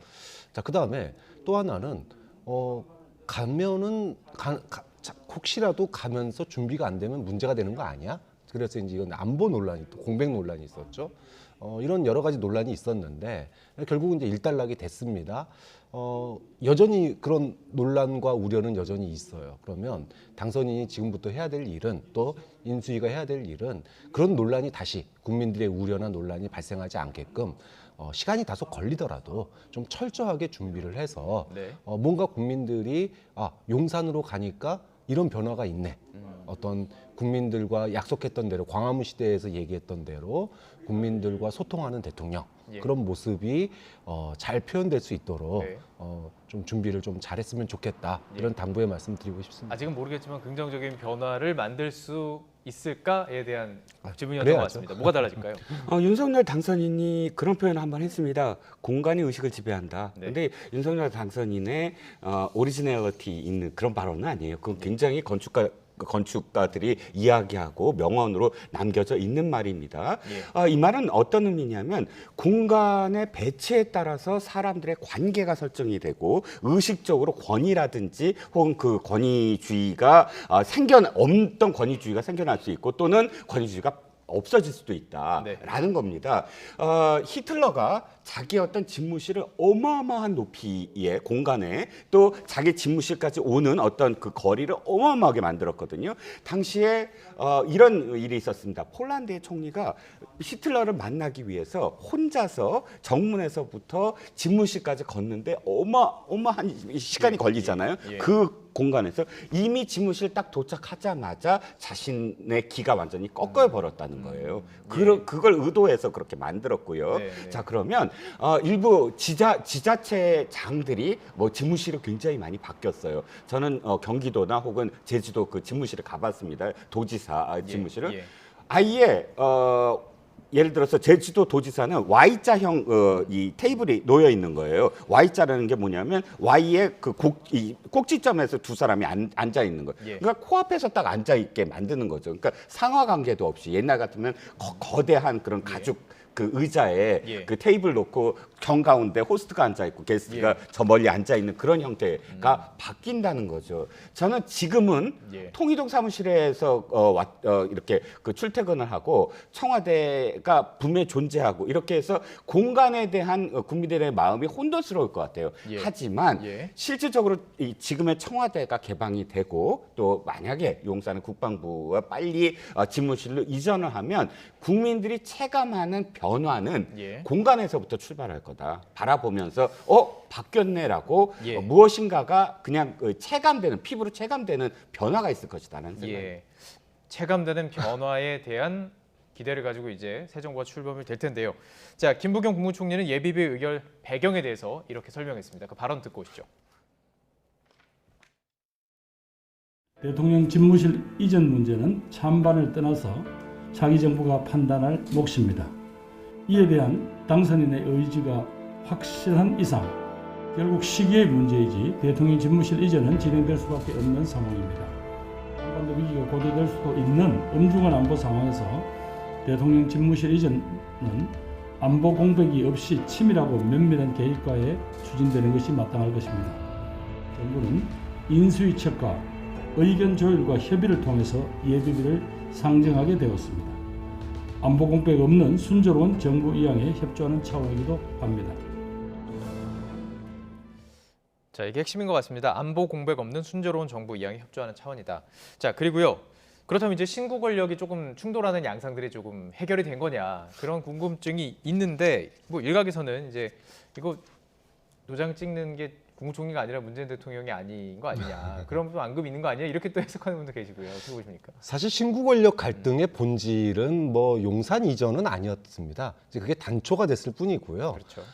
이제 본질적인 거는 인사 문제라든지 뭐 그다음에 여러 가지 이제 권한에 대한 문제 이런 문제가 이제 핵심이었던 것 같은데 어쨌든 이제 한 고비는 넘었다라고 봐요. 그리고 이번 그 용산으로 이제 이전이 예비비가 통과됨으로 인해서 이제 추진이 되게 됐는데 좀 윤석열 정부에게 큰 숙제를 남겼다고 봅니다. 뭐 아까 공간이 의식을 지배한다고 얘기하셨는데 백악관에 오바마가 있으면은 소통의 백악관이고요. 백악관에 트럼프가 있으면은 불통의 백악관입니다. 네. 그러니까 저는 공간도 중요하지만 용산으로 가서도 윤석열 정부가 소통, 협치 이게 얼마나 중요한지를 갖다가 또 한 번 용산에서 좀 잘 풀어갈 수 있는 예. 그런 준비들을 같이 해가셨으면 좋겠다. 예. 좀 그렇게 되면 사실은 소통과 협치라고 하는 부분이 잘 풀리면 뭐 신구 권력 갈등도 제한 안 되면 안 되는 거 아닙니까? 다만 예. 여기서 문제가 생길 경우에 또 다시 이런 갈등들이 신구 갈등은 언제든지 또 재현될 수 있기 때문에 예. 용산으로 이전하면서 소통과 협치에 대한 그런 방안들도 좀 많이 나왔으면 좋겠다는 생각이 듭니다. 형식과 내용이 모두가 중요하죠. 형식과 내용 두 분의 말씀이 다 맞는 얘기인 것 같습니다. 자, 이제 오늘 통과된 게 360억 원 정도 규모예요. 원래는 496억 원을 요청했었고 일단은 보도된 내용만 따르면 360억 원은 우선하고 이제 차기로 될 것으로 보입니다. 자, 그렇다면 이제 남은 그 과정이 일단 빼야 되고 방을 빼야 되고 쉽게 말하면 지금 그 용산에서 들어가야 되는 그곳에서 방을 빼야 되고 리모델링을 해야 되고 모든 과정들이 있습니다. 어쨌든 지금 확실한 거는 5월 10일은 힘들어요. 그럼 어쨌든 통이동에서 지금 한동안은 6월까지는 있을 수밖에 없는 상황인 거죠. 네, 그렇습니다. 예. 원래 그 당선인 측에서 바랬던 건 첫 번째 왜 예비비를 못 올리겠다고 했던 날 있지 않습니까? 네. 그때가 사실상 굉장히 그 타이밍상 좋았다는 거예요. 그때부터 이제 계산을 해서 예. 그러니까 5월 9일까지 어떤 이전에 대한 단계적인 방안을 구상하고 있었고 예. 그 문제를 당시 오전만 하더라도 그 전날 오전만 하더라도 낙관하고 있었던 것 같아요. 예. 이 협상 과정에서 특별히 청와대가 그것에 대해서 브레이크를 걸거나 하지 않고 협조를 하겠다라는 그런 뉘앙스의 그 박수현 홍보수석의 어떤 표현도 있었고요. 그런데 예. 갑작스럽게 그것이 무너지고 계속 만남이 연기되면서부터 그때부터 이미 이게 5월 10일에 맞출 수는 없구나라고 생각을 했던 것 같고요. 그래서 네. 당선인 측에서 나온 말들이 만약에 서초동에서 출퇴근하는 것이 불편하다. 이전하면 예. 통이동 사무실에 뭐 그 숙소를 다시 임시로 놓을지라도 청와대는 들어가지 않겠다라는 그런 표현이 이미 나오지 않았습니까? 네. 지금 예비비도 예상보다 좀 줄어들었고 또 시기도 그때에 비해서는 한 1-2주가량, 한 2-3주가량 좀 늦어졌습니다. 그렇기 때문에 이미 5월 10일 날 못 들어간다는 것을 계산을 하고 그 다음에 어떤 상황들, 그러니까 최소한 한 몇 개월이냐, 1개월이냐, 네네. 2개월이냐, 뭐 예비비에 따라서 좀 다시 좀 차이가 있겠지만 네. 아마도 통이동에서 계속 출퇴근을 할 생각인 것 같고요. 예. 문제는 이제 리모델링, 관저 리모델링입니다. 네, 25억은 그대로 나왔는데 그 시기, 그러니까 그 액수는 줄어들지 않았지만 너무나 촉박하기 때문에 관저에 들어가는 시간도 사실은 굉장히 지금 미뤄질 수밖에 없다. 네. 그래서 현재 어떤 상황을 그대로 유지할 수밖에 없는 게 아닌가 싶습니다. 예. 일단은 뭐 지금 국방부 지휘부서와 합동참모본부의 안보 공백을 막기 위해서 필수 안보 시설이 구축된 뒤에 이제 이전을 추진하는 거예요. 그런데 이전하는 국방부 입장이나 뭐 이 군 지휘부 입장에서는 좀 마음이 조급하지 않을까요? 그렇다면 이게 안보 공백에 대한 우려도 뭐 현실적으로 조금 제기되는 상황이기 때문에 이런 것도 좀 걱정인데. 뭐 4월 말 정도면은 이제 예상됐던 한미 군사 훈련이 이제 종료가 되면 아마도 추가 예산이 예비비가 더 통과될 좀 상황으로 보이거든요. 자, 그렇게 되면 실질적으로는 한 달 동안 준비를 하고 있고, 그리고 4월 말에 이제 합참이 이전할 수 있는 그런 준비를 이제 시작하게 되겠죠. 그렇게 본다면은 빨라야 6월. 그러니까 또 아마 이제 먼저 급하게 그 합참이나 뭐 국방부가 완료되지 못한 상태에서 청와대 집무실, 대통령 집무실이 먼저 용산으로 들어가는 일부가 이런 형태로 아마 점진적인 이전이 될 가능성이 현재로서는 높아 보입니다. 뭐 2달 만에 어떻게 이걸 다 옮기겠습니까? 뭐 특히나 필수 안보 시설 같은 경우에 이전하는데 시험 가동도 해야 되고 여러 가지 또 상황 파악도 해야 되기 때문에 그렇게 본다면은 뭐 어느 날 갑자기 뭐 예를 들어 6월 10일 날 끝난다 이렇게 얘기할 수는 없는 거고 집무실 중심으로 먼저 옮기면서 하나씩 옮겨가는 뭐 그런 작업들이 되지 않을까 싶습니다. 혹시 이름을 새로 지을까? 이것도 저는 좀 관심이 되더라고요. 네, 인수위 측에서는 국민들에게 공모하겠다라고 또 이야기를 했습니다. 현재 이제 대통령 집무실이라고 이름을 붙이고 있지만 무슨 뭐 그 백악관에 뭐 청와대 이렇게 색깔이 들어가는 그런 이름은 앞으로 불가능하지 않을까. 국방부 신청서를 봤을 때 그게 어떤 색깔로 우리가 상징할 수 있는 방법은 없지 않겠습니까? 그러니까 국민들한테 공모도 하고 또 공모에서 마음에 드는 것이 없으면 그냥 집무실이라고 표현하더라도 그것이 이제 영국 같은 경우는 뭐 특별한 어떤 이름이 없이 뭐 다운인가 뭐에서 관저를 뭐 다운인가 몇 번지 뭐 이렇게 번지수로 이름을 붙인다거나 하는 어떤 경우도 있기 때문에 우리가 굳이 백악관의 어떤 예를 들어 계속 상기를 하면서 특정한 이름을 꼭 지어야만 하는가라는 그런 의견도 있는 것 같아요. 예, 알겠습니다. 부리가 편해요. 있으면. 그렇죠. 제목 달기도 편하고. 그러니까요. 딱 그 우리 이제 문발이라고 표현하는 한 문장 표현하기가 좀 편하기 때문에 그런 건데요. 자, 그런데 이제 청와대가요. 그동안 이제 출입이 통제됐었던 건물 뒤에 이제 북한산이 있습니다. 북악산이죠. 남측을 전면 개방하기로 했어요. 근데 공교롭게도 시기가 지금 딱 맞았습니다. 이 발표와 함께. 뭐 여기에 대해서 궁금증이나 왜 갑자기 개방했지 이렇게 생각하시는데 이게 뭐 예를 들어 산책로도 없이 그냥 갑자기 어느 날 급하게 개방한 게 아닙니다. 그러니까 이미 오래전부터 계획이 돼 있었고 산책로 공사가 다 완료됐는데 코로나 때문에 시간이 좀 늦춰지고 있다가 이번에 이제 개방을 하게 됐고 다들 기억하시다시피 북측 그러니까 북악산의 뒤편 그쪽은 이미 이제 몇 년 전에 1년 6개월인가에 됐죠.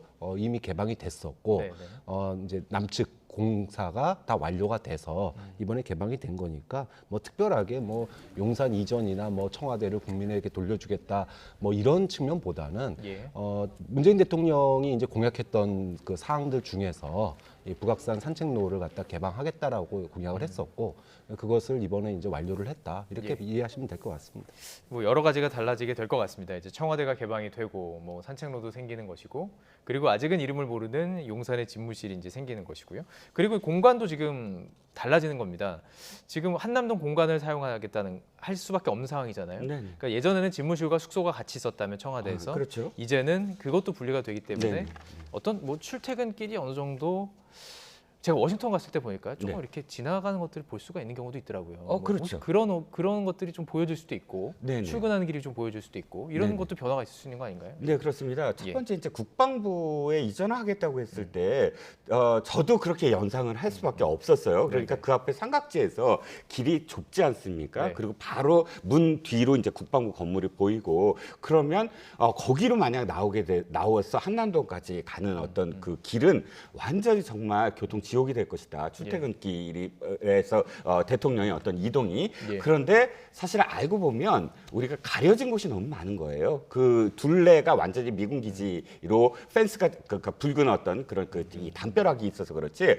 그것이 만약 개방이 되면 문은 이 서빙고 쪽으로도 날 수가 있다는 거예요. 네. 그러니까 지금의 국립중앙박물관이 남쪽에 있고 그쪽으로도 문이 있어요. 있기는. 그러면 그 서빙고 쪽으로는 사실 이 도로폭이 넓습니다. 네. 거기서부터 한남동까지 가는 데는 교통 통제를 하지 아니하고도 10분 이내로 도착이 가능하거든요. 만약 네. 통제를 하게 되면 약 한 5분 정도 5분까지도 줄일 수 있더라고요. 줄일 수 있다고 보니까. 합니다. 예. 그렇다면 5분 정도의 아주 러시아워 시간을 제외한 시간을 이용한다면 큰 불편은 없지 않을까 싶고요. 공간이 의식을 지배한다. 아까 또 한 번 아까 말씀을 드렸지만 지금 바뀌고 있는 것이 있어요. 뭐가 바뀌었냐면 어떠한 당선인이나 어떠한 대통령도 지금 요즘 윤석열 당선인처럼 기자들에게 하루에 한 번씩 출퇴근하면서 대답을 하는 모습. 하고 있죠. 왜 처음이거든요. 그러니까 일본에는 총리가 늘 똑같아요. 아침에 관저에서부터 자기 집무실까지 가는데 그 몇 걸음인데 기자들이 도열해서 한두 질문을 하면 꼭 대답하게 돼 있어요. 그것이 매일 정례화돼 있거든요. 그런데 지금 보면 윤석열 당선인이 기자들한테 거의 한마디씩은 하루에 그 대답을 하고 있습니다. 그 모습도 통이동 사무실로 가면서부터 거의 개방적이잖아요. 그 앞을 통제하지 않고 그러니까 가능한 부분이거든요. 1층에 기자실을 둔다는 것도 사실은 그런 면. 꼭 그 기자를 굳이 기자실을 찾아가지 않더라도 출퇴근하면서도 이렇게 이야기를 할 수 있는 그런 그 공간을 마련하겠다라는 의지의 표현인 것 같습니다. 당선인이 강조한 소통. 그것이 어떻게 공간으로 녹여드는지가 관심인데 그런데요 지금 경찰의 국방부 청사 주변 100m 이내를 집회나 시위를 금지하는 지금 방안을 검토하고 있어요. 그렇게 되면요 이제 국방부 청사 영내가 지금 상당 부분이 들어가게 됩니다. 그러면 국민과의 소통, 기자와의 소통은 좀 있을 수 있지만 어떻게 되는 걸까요? 조금 취지 안 맞는 거 아니냐 이런 비판도 나오던데요. 그렇죠. 이 부분을 어떻게 좀 처리할지, 기술적으로 처리할지가 조금 관건이 될 것 같아요. 그러니까 이제 광화문 시대 얘기했을 때 집무실 창밖에 광화문 광장에 국민들의 목소리 여기서 집회를 한다거나 그랬을 때 그거를 직접 들으면서 일하겠다. 이게 이제 그 핵심 포인트로 짚은 부분인데 지금 이제 용산으로 이전했을 경우에 사실은 이제 그 숙소 그 관저라고 그러죠. 이 관저에서 100m는 의무 사항이거든요. 집시법 그 100m 밖에서 해야 됩니다. 그런데 관저하고 집무실하고 만약에 이제 위치가 얼마나 떨어질지 모르겠지만 자 그렇게 되면 애초에 생각했던 그러니까 집무실 현재 있는 국방부 건물에서 100m 만약에 떨어진다 이랬을 때 그럼 길 건너편으로 가게 되거든요. 그러면은 글쎄요 이제 앞으로 공원이 되면 어떻게 바뀔지 모르겠지만 애초에 그런 그 광화문에서 정말 현 정부종합청사에서 광장을 내려보는 것과는 좀 거리감이 있기 때문에 지금 이 부분을 어떻게 이제 잘 조율해서 좀 더 집무실과 가까운 아까 뭐 백악관 얘기하셨는데 백악관처럼 좀 거리가 좀 국민들의 목소리가 들릴 수 있는 그런 공간 배치가 가능할지 이 부분은 좀 경찰이나 경호 측에서도 고민이 돼야 될 부분인 것 같습니다. 그러니까 지금 이제 용산 시대를 어떻게 변화가 될지, 용산 시대가 어떻게 변화가 될지 어쩌면 뭐 기대와 우려를 다 지금 좀 전반적으로 살펴본 것 같습니다. 자, 취임식을 조금 이제 또 얘기를 좀 해보고 싶은데요. 취임식에 BTS 공연에 대한 이야기가 나왔어요. 네, 자, 그렇습니다. 이제 이거는 인수위 측에서는 이 발언을 뭐 공식적으로 한 적은 없다는 것이고 그렇죠. BTS 측에서도 뭐 공식적으로 얘기 들어온 것은 없다. 네네. 이해요. 어떻게 보셨습니까, 과정을? 일단 첫 번째 들은 생각은 이거죠. 늘 왜 우리가 이 지난 5년 동안 내로남불이라는 표현 많이 썼잖아요. 뭐 외국의 어떤 뭐 이 그 언론들도 그 표현을 유심히 뭐 봤다라는 이야기가 있을 정도입니다. 그렇다면 사실 국민의힘에서 BTS와 관련돼서 현 정부, 그러니까 현 문재인 청와대에 굉장히 많은 BTS와 관련된 행사들이 있었어요. 그 행사들이 불효불급할 수도 있지만 그러나 BTS의 어떤 명성을 도리어 이용한 그런 그 행사들도 많지 않았느냐는 비판을 했거든요. 그런 비판을 했다면 취임식이라든지 이런 부분에서 역시 똑같은 어떤 그런 그 행태를 보이면 안 된다라는 게 기본적으로 있어야 된다라는 거죠. 그러니까 예를 들어서 팬덤들 입장에서는 그때도 비판을 했는데 정권이 바뀌었어도 똑같다라는 어떤 비판이 있을 수가 있지 않겠습니까? 근데 첫 번째가 그런 생각이고요. 두 번째는 지금까지 역대 취임식을 보면 그래도 초청 가수들도 있었고 자연스럽게 그 행사에 여러 가지 어떤 부분들이 있어서 또 백악관도 역시 마찬가지입니다. 대통령 오바마 대통령이든 아니면 바이든 대통령이든 트럼프 대통령이든 대통령 취임식이 사실 굉장히 여러 가지 어떤 그런 그 퍼포먼스가 있을 수가 있기 때문에 이것을 굳이 논란거리를 일으키는 그런 상황으로 만든 것 역시 좀 미숙하게 보여요. 그러니까 자연스럽게 팬들도 인정을 하고 국민들도 인정을 할 수 있는 그런 그 취임식이 됐으면 하는 바람입니다. 뭐 덧붙이고 싶으신 말씀 있으십니까? 축제의 장이 돼야 되죠. 축제의 장이 되려면은 뭔가 국민들이 싫어하는 모습. 일정하게 좀 더 인위적이다 이런 느낌은 없어야 된다고 생각해요. 좀 그런 측면에서 예를 들면 뭐 초등학교 합창단 이렇게 좀 정말로 생각할 수 있는 그런 정도의 어떤 자연스러운 모습이 오히려 더 좋지 않을까 뭐 그런 측면에서 BTS 팬들이 반대하는데 굳이 뭐 이런 생각도 듭니다. 알겠습니다. 자, 이제 두 번째 주제를 좀 다뤄보도록 하겠습니다.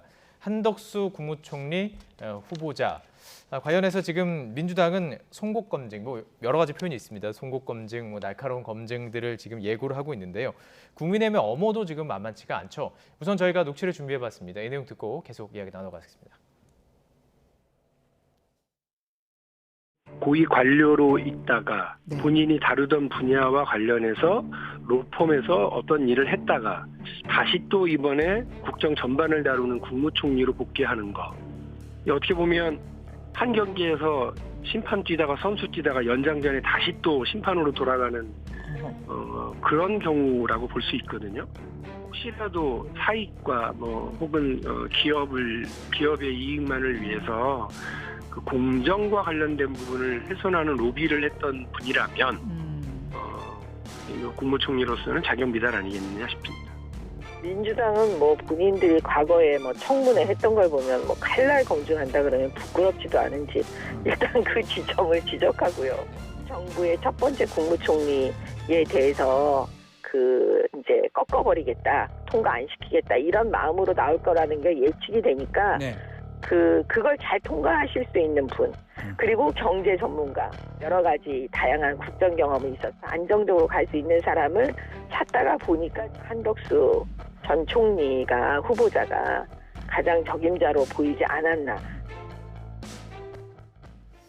자, 이제 매일 추가되는 내용들이 있습니다. 지금 고문료를 받은 것은 받은 것이고 왜 받았느냐 쪽으로 지금 이제 조금 초점 옮겨가는 것 같아요. 이제 그 부분에 대해서 박용진 의원은 문제는 그러니까 이제 축구의 비유를 해서 그러니까 선수와 심판을 얘기했습니다.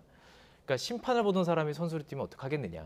그리고 다시 또 심판으로 간다라는 거죠. 그리고 이제 이렇게 이런 해석이 되는 것 같아요. 그러니까 지금 심판으로 다시 공직으로 들어가지만 선수들과의 관계도 있을 수 있다는 거 아니겠습니까? 그러니까 이 18억 원 받은 것뿐만 아니라 왜 받았느냐 이거 꼭 밝혀야 된다 그 얘기예요. 네, 어떻게 그렇습니다. 들으셨습니까? 자, 이건 두 가지 문제죠. 하나는 김앤장이라는 어떤 로펌 회사가 독점적으로 고위 관료라든지 혹은 고위 그런 사법부 관련된 고위직들이 그 물러났을 때 거의 독식하면서 정관계에 어떤 로비를 했다거나 혹은 자신들의 소송에 유리한 방향으로 그들의 인맥을 활용했다거나 하는 어떤 추정을 지금 계속 어떤 정권이든 계속 돌아가면서 네. 그 일이 계속되고 있지 않습니까? 네네. 두 번째, 외국 같은 경우는 특히 미국 같은 경우는 싱크탱크가 있어서 뭐 CSIS라든지 헤리티지라든지 여러 가지 싱크탱크들이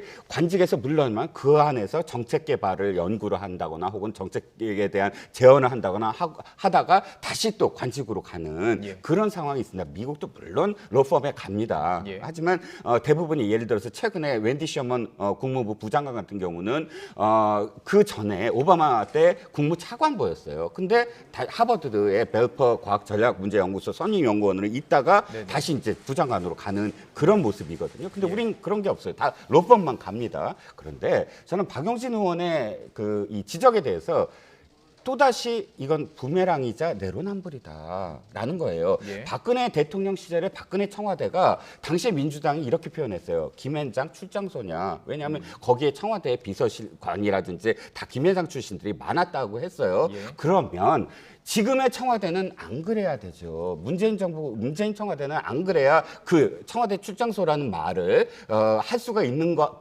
당시에 할 수가 있는 거 아니겠습니까? 하지만 지금 청와대도 역시 마찬가지였다는 거예요. 신현수 민정수석 기억하시죠? 신현수 민정수석 4개월밖에 안 했지만 예. 신현수 민정수석은 대검 검찰 연구관 출신입니다. 그런데 또 노무현 정부 시절에 대통령 비서실 사정비서관을 해요. 그 다음에 어디로 가냐면 김현장으로 갑니다. 예. 그 다음에 국정원 기획조정실장으로 가요. 예. 그리고 민정수석으로 또 등장을 합니다. 예. 지금 박용진 의원이 얘기하는 그대로예요.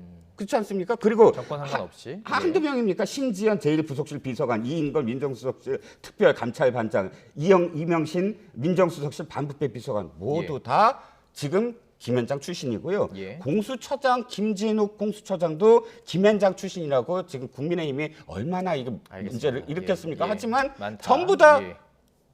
임명을 하셨어요. 예. 근데 여기에 저도 사실 이렇게 지적하고 싶진 않지만 예. 지금 준비를 많이 떳떳하게 하셨네. 떳떳하게 이게 김현장이다 해서 발목을 잡을 일이냐라는 예. 겁니다. 그렇기 때문에 이제 정미경 최고위원도 민주당 본인들 과거 청문회 생각해봐라 이렇게 얘기하는 것 같습니다. 근데 이제 박용진 의원의 이제 전체 녹취를 제가 들어봤을 때는 이제 시대가 바뀌었다는 겁니다. 지금 현재 시점에서는 조금 더 높은 도덕적 잣대가 필요하다 이 얘기인 것 같아요. 예. 그렇죠. 한덕수 총리 후보자가 퇴임 이전에 로펌을 왔다 갔다 했던 사람이 아니잖아요. 계속 공직 생활을 하다가 총리 지내고 또 미국 대사 지내고 또 농협 회장도 하시고 이러면서 이제 거의 마지막으로 간 곳이 이제 김현장이거든요. 예. 그렇게 놓고 본다면 사실은 외국 같은 경우에 여기 갔다가 다시 돌아오는 경우가 사실은 너무나 예외적인 경우입니다. 이런 경우는 총리로 다시 돌아오는 경우는 아까 조금 소위 말해서 비서관이나 이런 분들의 이제 변호사 시절을 하다가 왔다 갔다 하는 경우는 있었어도 이렇게 고위직에서는 그런 경우가 없었기 때문에 이 얘기가 나오는 거라고 보고 또 하나는 그 전에 우리가 장관이나 이제 청문회 때 예. 논문이라든지 음주운전이라든지 이런 게 옛날에는 한동안 핵심 위장 전입 네, 그런 거였죠. 부동산. 그런데 이게 최근 들어와서 최근 10년 사이에 전관예우 그다음에 고액의 자문료 예. 이게 핵심이 됐어요. 최악의 경우가 사실은 대장동에서 나타난 50억 클럽. 이것도 소위 말하는 자문료예요. 최악의 경우입니다. 인사에서 나탔던 사례는 안대희 후보자가 5개월에 15억 원 받은 것 때문에 낙마했습니다. 또 정동기 감사원 후보자 7개월에 7억 받아서 예. 낙마했습니다. 자, 그러면 이번에는 그 금액이 어떠냐? 네. 4년에 18억. 이게 많은 건가 적은 건가? 사실은 보는 사람에 따라 다를 수 있습니다. 또 다른 근데 사회이사 건도 있고. 금액은 다른 장관 출신이나 아까 얘기하셨던 분들과 비교하면 예. 엄청나게 고액은 아니에요. 네. 자, 그런 점에서는 이거는 금액 가지고 낙마 사유는 아니라고 봅니다. 예. 자, 그러다 보니까 민주당 측에서도 고민되는 거죠. 네. 금액 가지고 낙마시킬 사안은 아닌데 예. 혹시라도 자문의 내용 중에 국민 정서와 반하는 만약에 자문을 하고 예. 과거에 자신이 했던 일과 어떤 대치되는 어떤 거를 하고서 예. 만약에 했다 그러면 예. 그거는 국민들에게 좀 설명도 하고 양해를 구해야 될 부분이 아닐까라는 얘기가 예. 나오는 거기 때문에 이거는 검증 차원이다 이렇게 예. 보시면 될 것 같아요. 자, 그런데 그러니까 지금 두 분 다 동의하시는 건 국민적인 어떤 눈높이에 맞느냐 이 부분일 거예요. 네. 근데 눈높이를 국민들이 그걸 좀 보려면 정말 뭘 했는지를 알아야 되는데 자료 제출이 될까요? 김현장에서 이 민간 기업인데 인사청문회 과정 속에서 의무가 있나요? 이게 일단 요청은 할 것이고 근데 보통 우리 인사청문회 시작하면 자료 왜 안 내냐고 그러면서 막 정해하잖아요. 그렇죠. 과연 낼까요? 예. 한덕수 지금 내정자 후보자가 예. 기자들을 만나서 예. 청문회를 뭐 예고를 하면서 청문회에서 다 규명하고 또 자료를 제출하겠다 해서 자료 많이 지켜봐야 하시더라고요. 되겠지만 앵커님께서 말씀하셨듯이 예. 단 한 번도 자료 제출이 된 적이 없어요. 예. 없어요. 그러니까 제가 지금 아까 쭉 말씀드린 건 대부분 판사나 검사 출신인데 그 말고도 노무현 대통령 시절에 이현재 부총리 기억하시잖아요. 경제부총리 되셨지만 그분은 장관하다가 김현장 가셨어요. 그러니까 변호사가 아닌 그런 케이스도 분명히 있었는데 그 당시에도 어쨌든 청문회에서 뭐 얘기가 나왔지만 아직까지 김현장에서 이런 그 고문료 내지는 자문료가 어떤 것들을 했기 때문에 했다라는 그런 그 청문회에서 자료를 제출했다는 건 전혀 기억에 남지도 않고 기록에 남지 않거든요. 이번에 그런 일이 있을 수 있을까요? 근데 사실은 이게 여러 가지 배태하고 있어요. 첫 번째 우리나라 로비법이 바뀌어야 되고요. 좀 더 투명하게 로비를 양성화시켜야 된다. 양성화시키면서 투명하게 하면 되거든요. 관리할 수 있게. 근데 이것이 음성화되면서 뭐 로펌의 변호사만 무엇인가를 할 수 있게끔 만들어주는 그것도 지금 바뀌어야 되고 두 번째는 민간이 투자를 해서 싱크탱크를 정말 제대로 만들어야 된다. 그래서 이렇게 로펌 같은 데 몰리지 말고 전임이어도 언제든지 일을 다시 할 수 있는 어떤 그런 중간 그런 그 정책 연구소 이런 것들을 좀 더 많이 우리가 활성화시켜야 된다는 생각입니다. 국민의 눈높이가 계속 높아져 가는 것은 분명하기 때문에 말씀하신 거 뭐 두 분 다 지금 교착점이 맞는 부분이 있습니다. 그 부분에 대해서 좀 고민할 부분이 있는 것 같습니다. 이제 경기지사 선거 얘기를 좀 해보도록 하겠습니다. 오늘 윤석열 당선인의 입 김은혜 국민의힘 의원이죠. 경기도지사 출사표 예상대로 던졌습니다. 이 발언도 준비해봤습니다. 들어보시죠. 이번 경기도지사 선거는 이재명의 시대를 지속하느냐, 극복하느냐를 묻는 선거입니다. 무능하고 부패한 민주당 정권이 경기도에서 권력을 연장하느냐, 중단하느냐를 묻는 선거입니다. 우리의 답은 명확합니다. 민주당을 멈춰야 합니다. 저는 국민의힘 의원으로서 지난 대선과 보궐선거에서 윤석열 당선인 그리고 오세훈 시장과 호흡을 맞추었습니다. 이미 저희는 원팀입니다. 경기도의 발전과 서울의 발전, 나아가 대한민국의 발전을 위해서 긴밀하게 협치할 자세와 준비가 돼 있습니다. 자, 출마 선언을 이미 한 유승민 전 의원에 이어서 김 의원까지 출사표를 던졌습니다. 그러니까 이제 지방선거 분위기가 이제 달아오르는데 경기를 중심으로 조금 올라가는 모양새예요.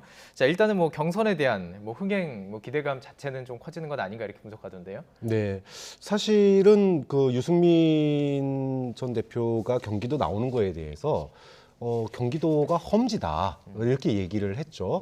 그런데 그만큼 중요한 곳입니다. 이번 지방선거 최대 승부처가 경기고 과연 유승민 의원 가지고 될까? 뭐 이런 얘기까지 나왔었어요. 근데 그러다 보니까 당내에서 지금 이제 가뜩이나 경기가 지난번 대선에서도 진 데인데 뭔가 좀 지친 결집을 위해서 붐업이 필요한 거 아니냐. 이래서 사실 그 전부터 김은혜 의원에 대한 출마 요구가 꽤 있었습니다. 이런 것들이 결국은 이제 출마 선언으로 이루어졌는데 그 본다면은 전반적으로는 좀 그 경선의 흥행은 충분히 이루어질 것 같아요. 그걸 통해서 최대의 지지층 결집을 갖다가 노리는 효과도 있을 거고 이게 사실은 인수위에 있었기 때문에 안 나오는 거 아니냐 이렇게 이제 정리가 됐는데 근데 인수위 뭐 기간이 뭐 1년이나 6개월이 아니잖아요.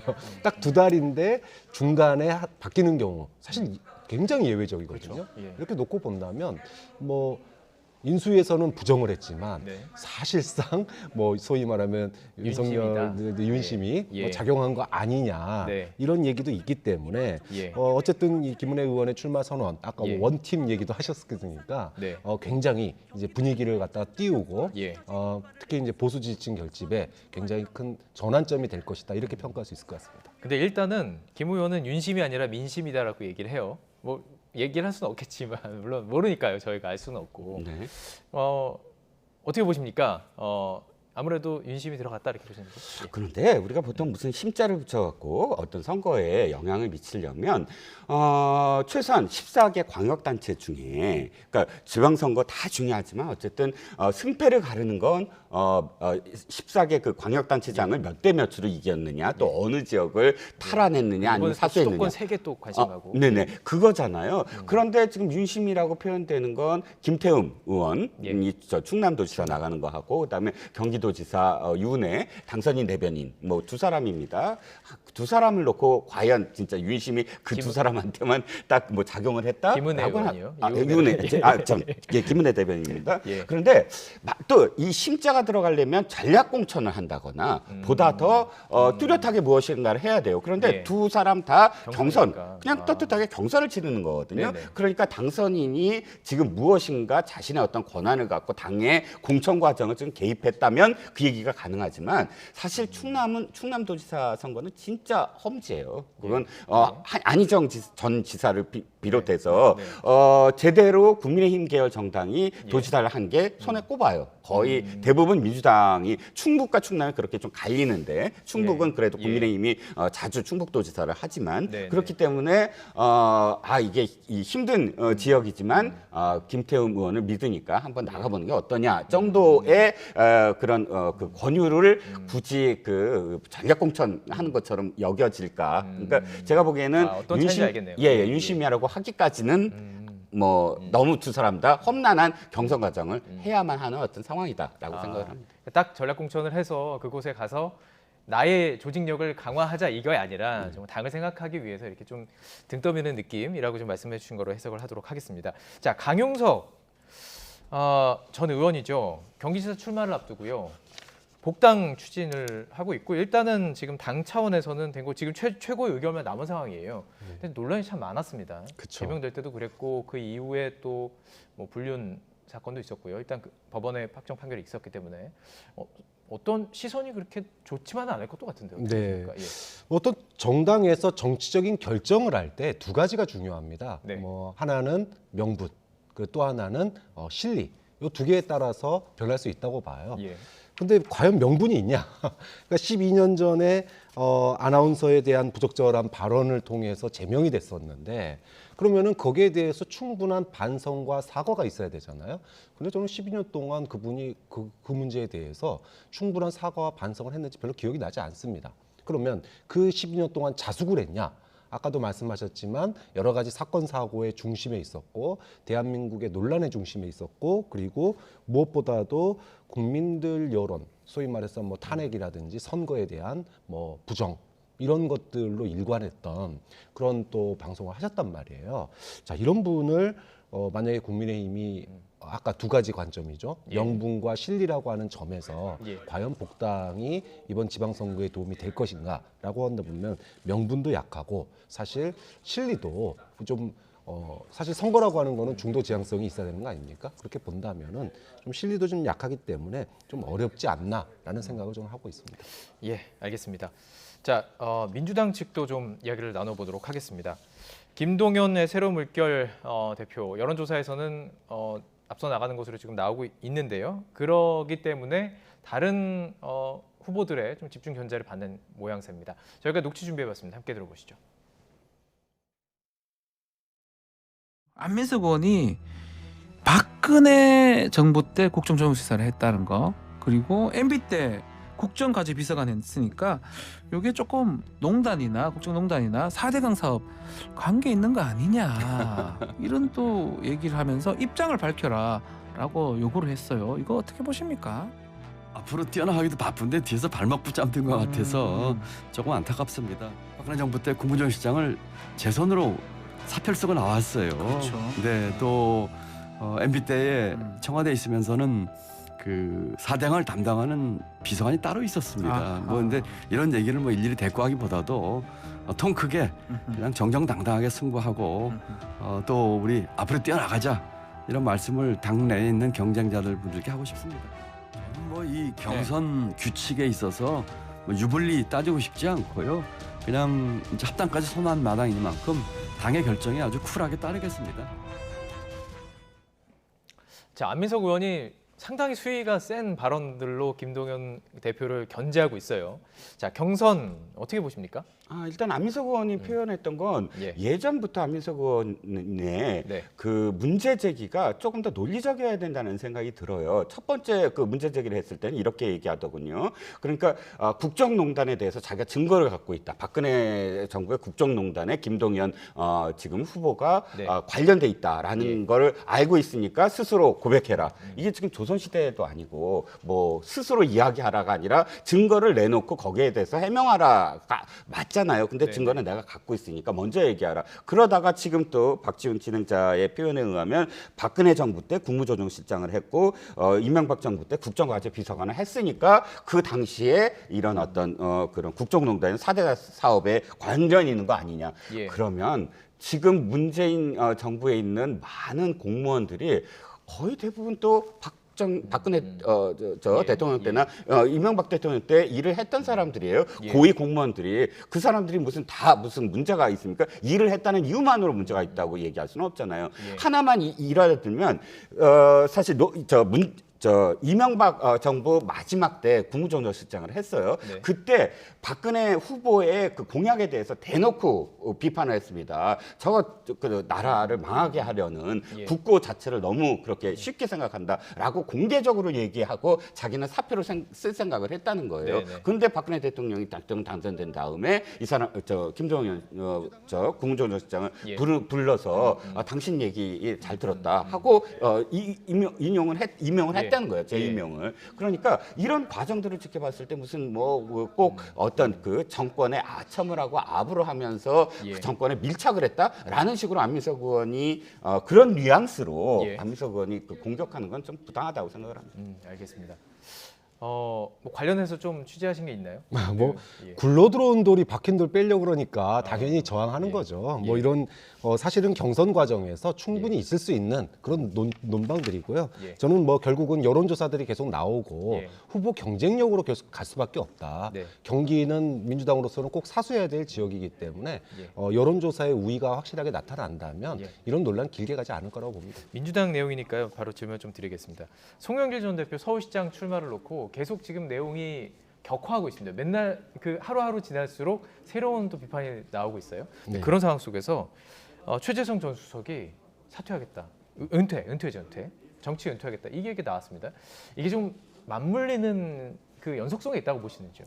이게 사실은 뭐 딱 맞물린다고 보기는 어려워요. 왜냐하면 최재성 의원 같은 경우에는 문재인의 복심이라고 자칭 타칭됐던 사람입니다. 그러니까 문재인 대통령과 함께 정치적인 운명을 같이 하는 게 사실은 뭐 그냥 일관된 거죠. 그리고 또 이재명의 민주당이라고 그랬잖아요.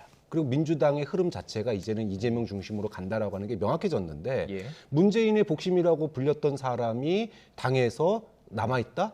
그러면은 굉장히 여러 사람들이 힘들어집니다. 그럼 자기가 비워줘야지 새로운 자리가 오는 좀 그런 차원이다라고 보고 송영길 그런 점에서 보면은 최재성 수석 같은 경우에는 명분을 확실하게 잡고 가는 거죠. 그런데 송영길 대표는 지금 명분이 좀 약해요. 근데 반대로 송영길 대표를 비판하고 있는 그 사람들의 입장을 보면 대안 제시를 못 하고 있습니다. 아니 송영길 대표 가지고 명분이 약하다 그러면 그럼 명분이 있거나 아니면 신선한 인물을 내세우고 송영길 대표 물러가라고 해야지 대안을 제시하지 못한 채로 송영길 대표 물러가라 그러면 뭐 어떻게 하자는 겁니까? 좀 그런 점에 있어서 송영길 대표는 명분을 어떻게 찾을 것인지 또 지금 송영길 대표가 좀 이 선으로 물러났으면 좋겠다라고 얘기하시는 분들은 대안을 빨리 내놓는 게 핵심이다. 싸우는 결국 이 내분이 길어지면은 민주당의 지방선거는 굉장히 어려워지거든요. 그러니까 지금 말로 할 때가 아니라 후보를 내세울 때라고 봅니다. 자, 그렇다면 이게 지방선거에서 과연 흥행을 좀 도움이 될까요? 아니면 이게 반대 마이너스 효과라고 어떤 것이 그러니까 지금 송영길 전 그 대표에 출마한 것을 가지고 좀 약간 내용이 일어나는 것 같은 이 분위기가 때로는 네. 이게 흥행에 정말 도움될 때도 있잖아요. 아니요, 서울시장 선거의 흥행 여부와 상관없이 네. 그건 흥행에 큰 도움이 되지 않을 거예요. 왜냐하면 교수님도 말씀하시듯이 예. 대안을 내놔야 흥행이 되죠. 대안. 사람과 사람 간의 경쟁이 있고 거기에 대해서 서로 비판을 하면서 예. 그것이 이제 사람들이 바라봤을 때 이런 어떤 논쟁 속에서 점점 민주당이 커가는구나 이렇게 판단을 해야 되는데 네네. 한 가지 도움되는 건 민주당에 개혁하는 데는 굉장히 큰 도움이 될 겁니다. 민주당이 반성을 해야 되거든요. 우리가 정체돼 있고 또 네, 기득권화돼 있는 운동권 그 86 세력들이 어떻게 물러나느냐에 대한 것들을 국민들이 관심을 갖고 지켜보니까 예. 송영길 서울시장 출마에 대한 문제를 뛰어넘어서 민주당의 개혁이라는 측면에서는 굉장히 바람직하다는 생각입니다. 어쩌면 개혁의 화두를 던지는 시발점이 될 수도 있는 사건으로 보고 있는 것 같습니다. 자, 나이트 포커스 오늘 박창환 장한대 교수, 이종우 시사평론가와 함께했습니다. 고맙습니다.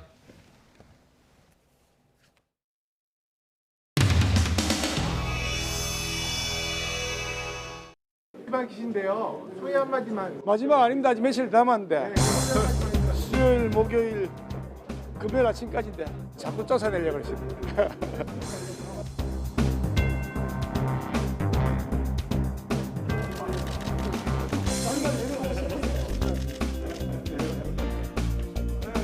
충남 선거에 많은 도움을 주셨으면 하는 생각이 있습니다. 나 우리 저기 그 김기현 선배님한테 원내대표 경선에서 떨어지고 이어서 내가 한번 도전을 해보려고 지금까지 1년 동안 생각을 했는데 이번에 나도 다시 출마하기로 해.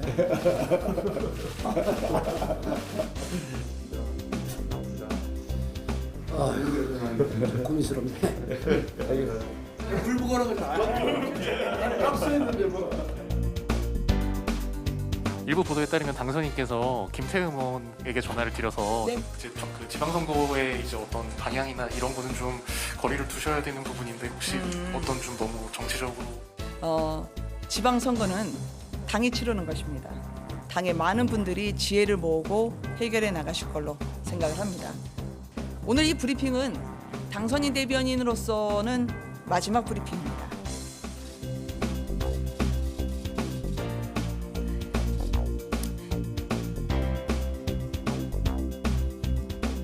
지방선거 이 출마 여부를 놓고요. 가급적 이른 시간 내에 제가 결심을 밝혀드리도록 하겠습니다.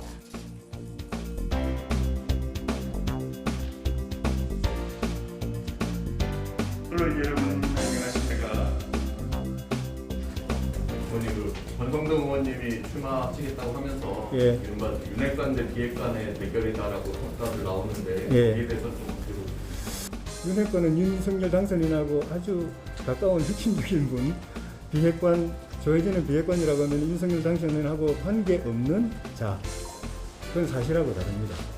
뭐 시시콜콜 말씀드린 게 구차한데 제가 우리 후보를 도와드린 일을 처음 시작한 게 쓴소리위원이었습니다. 쓴소리를 할 수 있는 관계는 굉장히 편한 관계입니다. 서로 신뢰하는 관계입니다.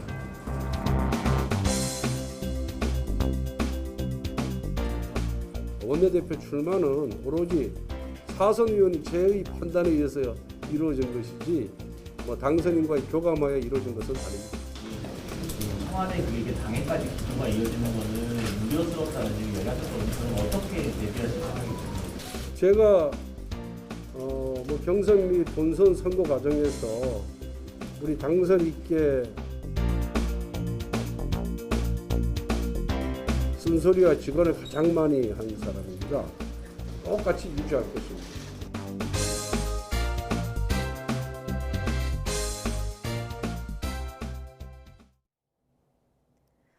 배달 일을 하던 외벌이 가장이 인도에서 자전거에 치여 크게 다쳤습니다.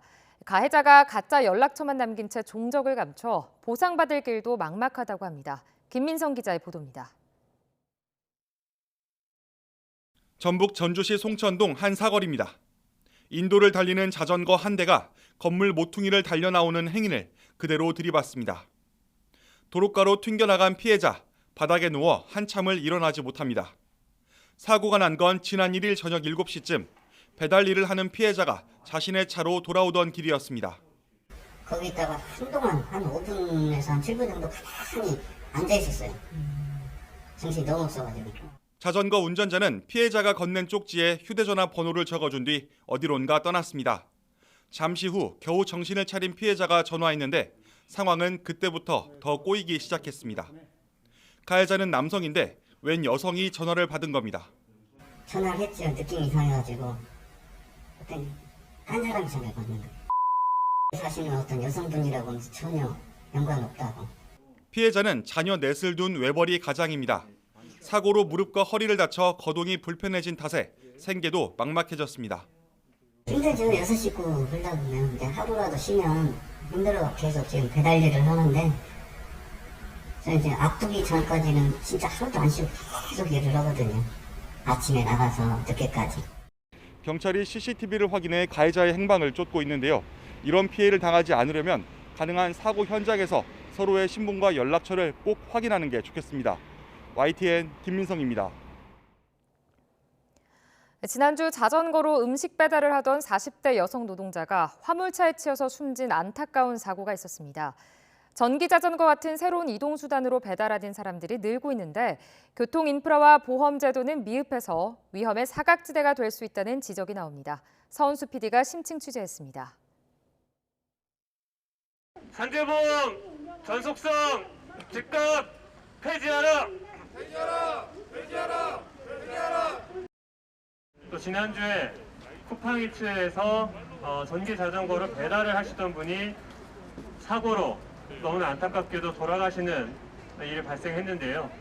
그분도 전속성이라는 것 때문에 또 되지 않는다는 것. 대통령직 인수위원회 앞에 모인 배달 노동자들. 배달 일을 하다 숨져도 산업재해 보험을 적용받지 못하는 현실을 해결해달라는 목소리입니다. 지난달 30일 전기 자전거로 배달을 가던 40대 여성 노동자 A씨는 화물차와 충돌해 숨졌는데 산재보험과 운송보험 모두 적용받지 못했습니다. 현행 산재보험법은 한 사업장에서 한 달에 115만 원 이상 돈을 벌거나 93시간 이상 일해야 산재 기준이 충족됩니다. 이른바 전속성 기준입니다. 형편 때문에 플랫폼 업체 두 곳에서 일해야 했던 A씨는 각각 50만 원 정도의 보수를 받아 이 전속성 기준을 적용받지 못했습니다. 전기 자전거로 배송 일을 한 것도 문제였습니다. 오토바이 등 이륜차는 영업용 유상운송보험을 통해 배달을 하다 사고가 났을 때 보상을 받을 수 있는데 현재 전기 자전거는 이 보험에도 적용 대상이 아닙니다. 쉽게 탈 수 있고 비용도 적게 들어 요즘 전기 자전거를 이용하는 배달 노동자들이 늘고 있는데 일하는 현장을 따라가 봤습니다.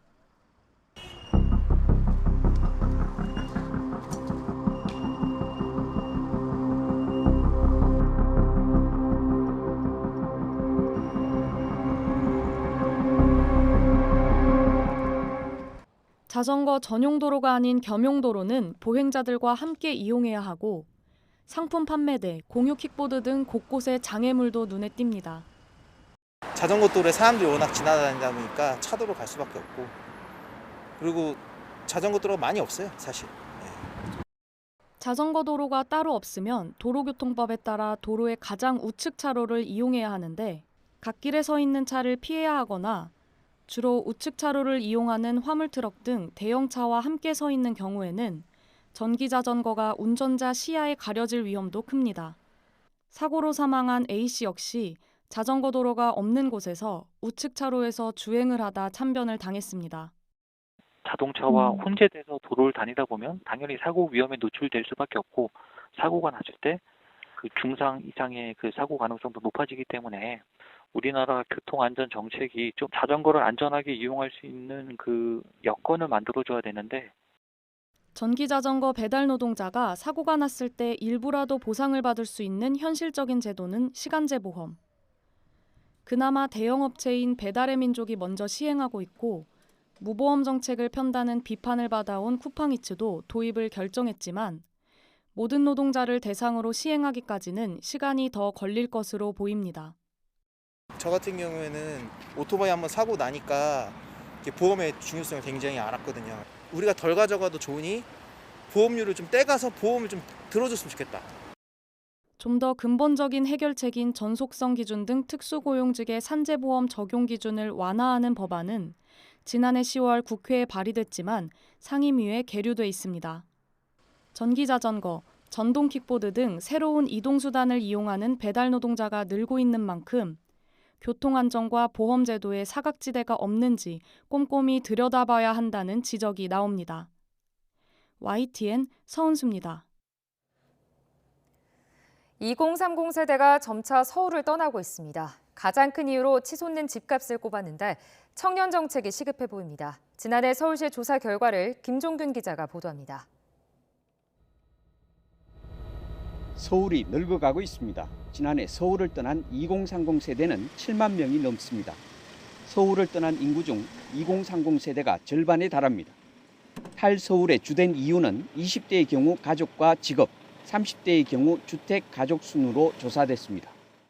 특히 30세대의 전출입, 보통 이래 보면 가족이나 직장 때문에 전출입을 많이 하거든요. 근데 30대들의 이동 요인 중에 유일하게 들어와 있는 게 집값입니다. 주택값. 2030 세대의 거의 절반인 46.6%가 스트레스를 받고 있는 것으로 나타났습니다. 스트레스의 요인은 대인관계가 23%로 가장 많고 재정 상태가 22.7%로 뒤를 이었습니다. 재정 상태는 연령을 불문하고 서울 시민의 가장 큰 스트레스 요인입니다. 2030 세대의 평균 수면 시간은 6시간 43분인데 고용 형태가 불안할수록 수면 시간이 짧았습니다. 특히 코로나19 이전보다 2030 세대의 행복도가 떨어지면서 청년 대책이 시급하다는 지적입니다. 부동산을 내가 노력해서 과연 내 생애 내에 마련할 수 있을까 하는 데 대한 불안감, 또 박탈감, 이런 것들이 전부 종합적으로 생각에 영향을 미쳐서 이번 서울 서베이는 지난해 9월에서 11월까지 서울 시내 2만 가구, 시민 5천 명과 외국인 2,500명을 대상으로 조사한 결과입니다. YTN 김유길입니다. 소방학교에서 한 교관이 교육생들에게 가혹행위를 했다는 의혹이 제기됐습니다. 청소 상태가 불량하다는 이유로 머리카락 등을 먹으라고 강요하거나 진흙이 묻은 신발을 맨손으로 닦겠다는 등 다양한 피해 제보가 이어졌는데요. 해당 교관은 예전에도 동료 직원들에게 갑질을 일삼다가 주의 처분을 받은 적이 있는 것으로 전해졌습니다. 양동훈 기자입니다. 대전, 충남, 충북, 세종 지역 신임 소방관을 육성하는 충청소방학교. 이곳에서 교관이 교육생들에게 가혹행위를 했다는 신고가 접수됐습니다. 화장실 청소를 전문 시간에 이제 검사를 하는데 여기 잘 보이지도 않는 곳에서 바닥에 떨어지는 그 젖은 이물질을 손가락으로 이렇게 긁어내서 저한테 먹으라고 했던 그런 일이 있었어요. 이외에도 진흙이 묻은 신발을 청소도구 대신 맨손으로 닦게 하거나 여자 교육생에게 성희롱성 발언을 했다는 등 소방노조의 관련 제보가 이어졌습니다. 지난해 1월부터 4월까지 이곳 충청소방학교에서 교육을 받은 신임 소방관 여러 명이 가혹행위 피해를 호소하고 있는 거로 전해졌습니다.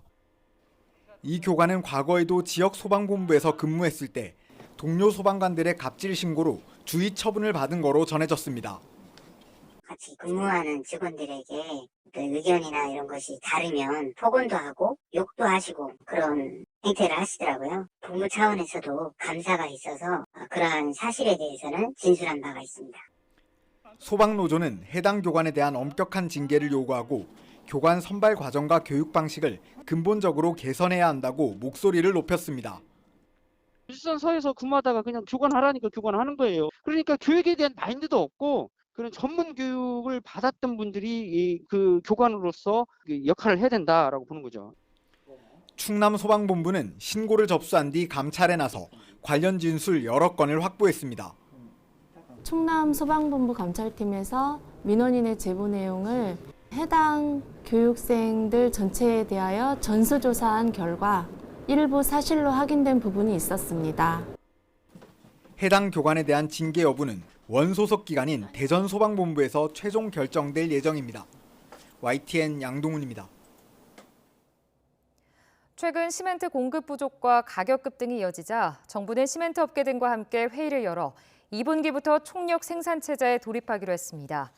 이에 따라 국내 7개 시멘트 회사는 전분기보다 35% 이상 시멘트를 추가로 생산하고 수출 물량은 내수로 전환해 공급 불안을 해소할 계획입니다. 시멘트의 원료인 유연탄 가격 급등과 관련해선 러시아에 대한 수입 의존들을 줄여 일단 공급망을 안전화하기로 했습니다. 하지만 유연탄 가격이 이미 지난해보다 2배가량 오른 상태여서 레미콘 업계와 건설업계 간의 이견 조정이 쉽지 않아 추가 논의가 불가피할 것으로 보입니다. 북한이 선전 매체들을 총동원해 서욱 국방부 장관의 선제 타격 발언을 비판하며 유사시 핵무력을 사용할 수도 있다는 김여정 부부장 담화를 두둔하는 기사를 쏟아냈습니다. 하지만 미 국무부는 김 부부장 담화에 등장하는 핵 위협은 가상 상황이라고 일축했습니다. 조수현 기자입니다. 김여정 부부장의 두 번째 담화 발표 하루 뒤 북한은 5개 선전 매체를 동원해 서욱 국방장관을 비난하는 기사 10여 개를 쏟아냈습니다.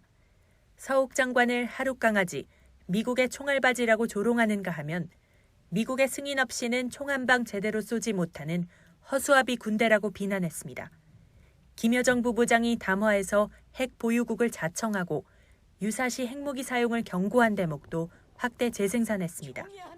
이렇게 이제 일사불란하게 김여정의 담화, 노동신문의 게재, 그다음에 대외선전 매체로 파상적으로 담론들이 나가는 것은 상당히 계획적으로 올해 내내 대남 공세를 강화하겠다 이런 의도로 보여집니다.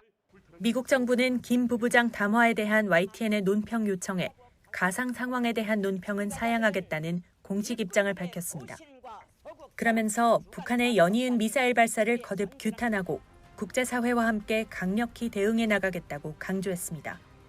북한의 핵은 있지만 핵무기는 없다는 기존 입장을 재확인하면서 계속되는 북한의 도발을 심각하게 받아들이고 있음을 내비친 것으로 풀이됩니다. 김여정의 발언을 미국이 보면서 새로운 정부가 북한의 어떤 도발할 빌미를 제공하지 않도록 새 정부를 좀 더 관리할 필요가 있다 이렇게 느낄 수가 있습니다. 이런 가운데 이인영 통일부 장관은 사실상 마지막 기자간담회를 열고 차기 정부를 향해 대결 대신 평화 정책으로 대화의 모멘텀을 열어줄 것을 주문했습니다. 하지만 북한이 대륙간 탄도미사일 ICBM을 발사하며 레드라인을 넘어선 상황에서 추가 도발까지 예상되는 녹록치 않은 상황을 맞고 있습니다. YTN 조수연입니다.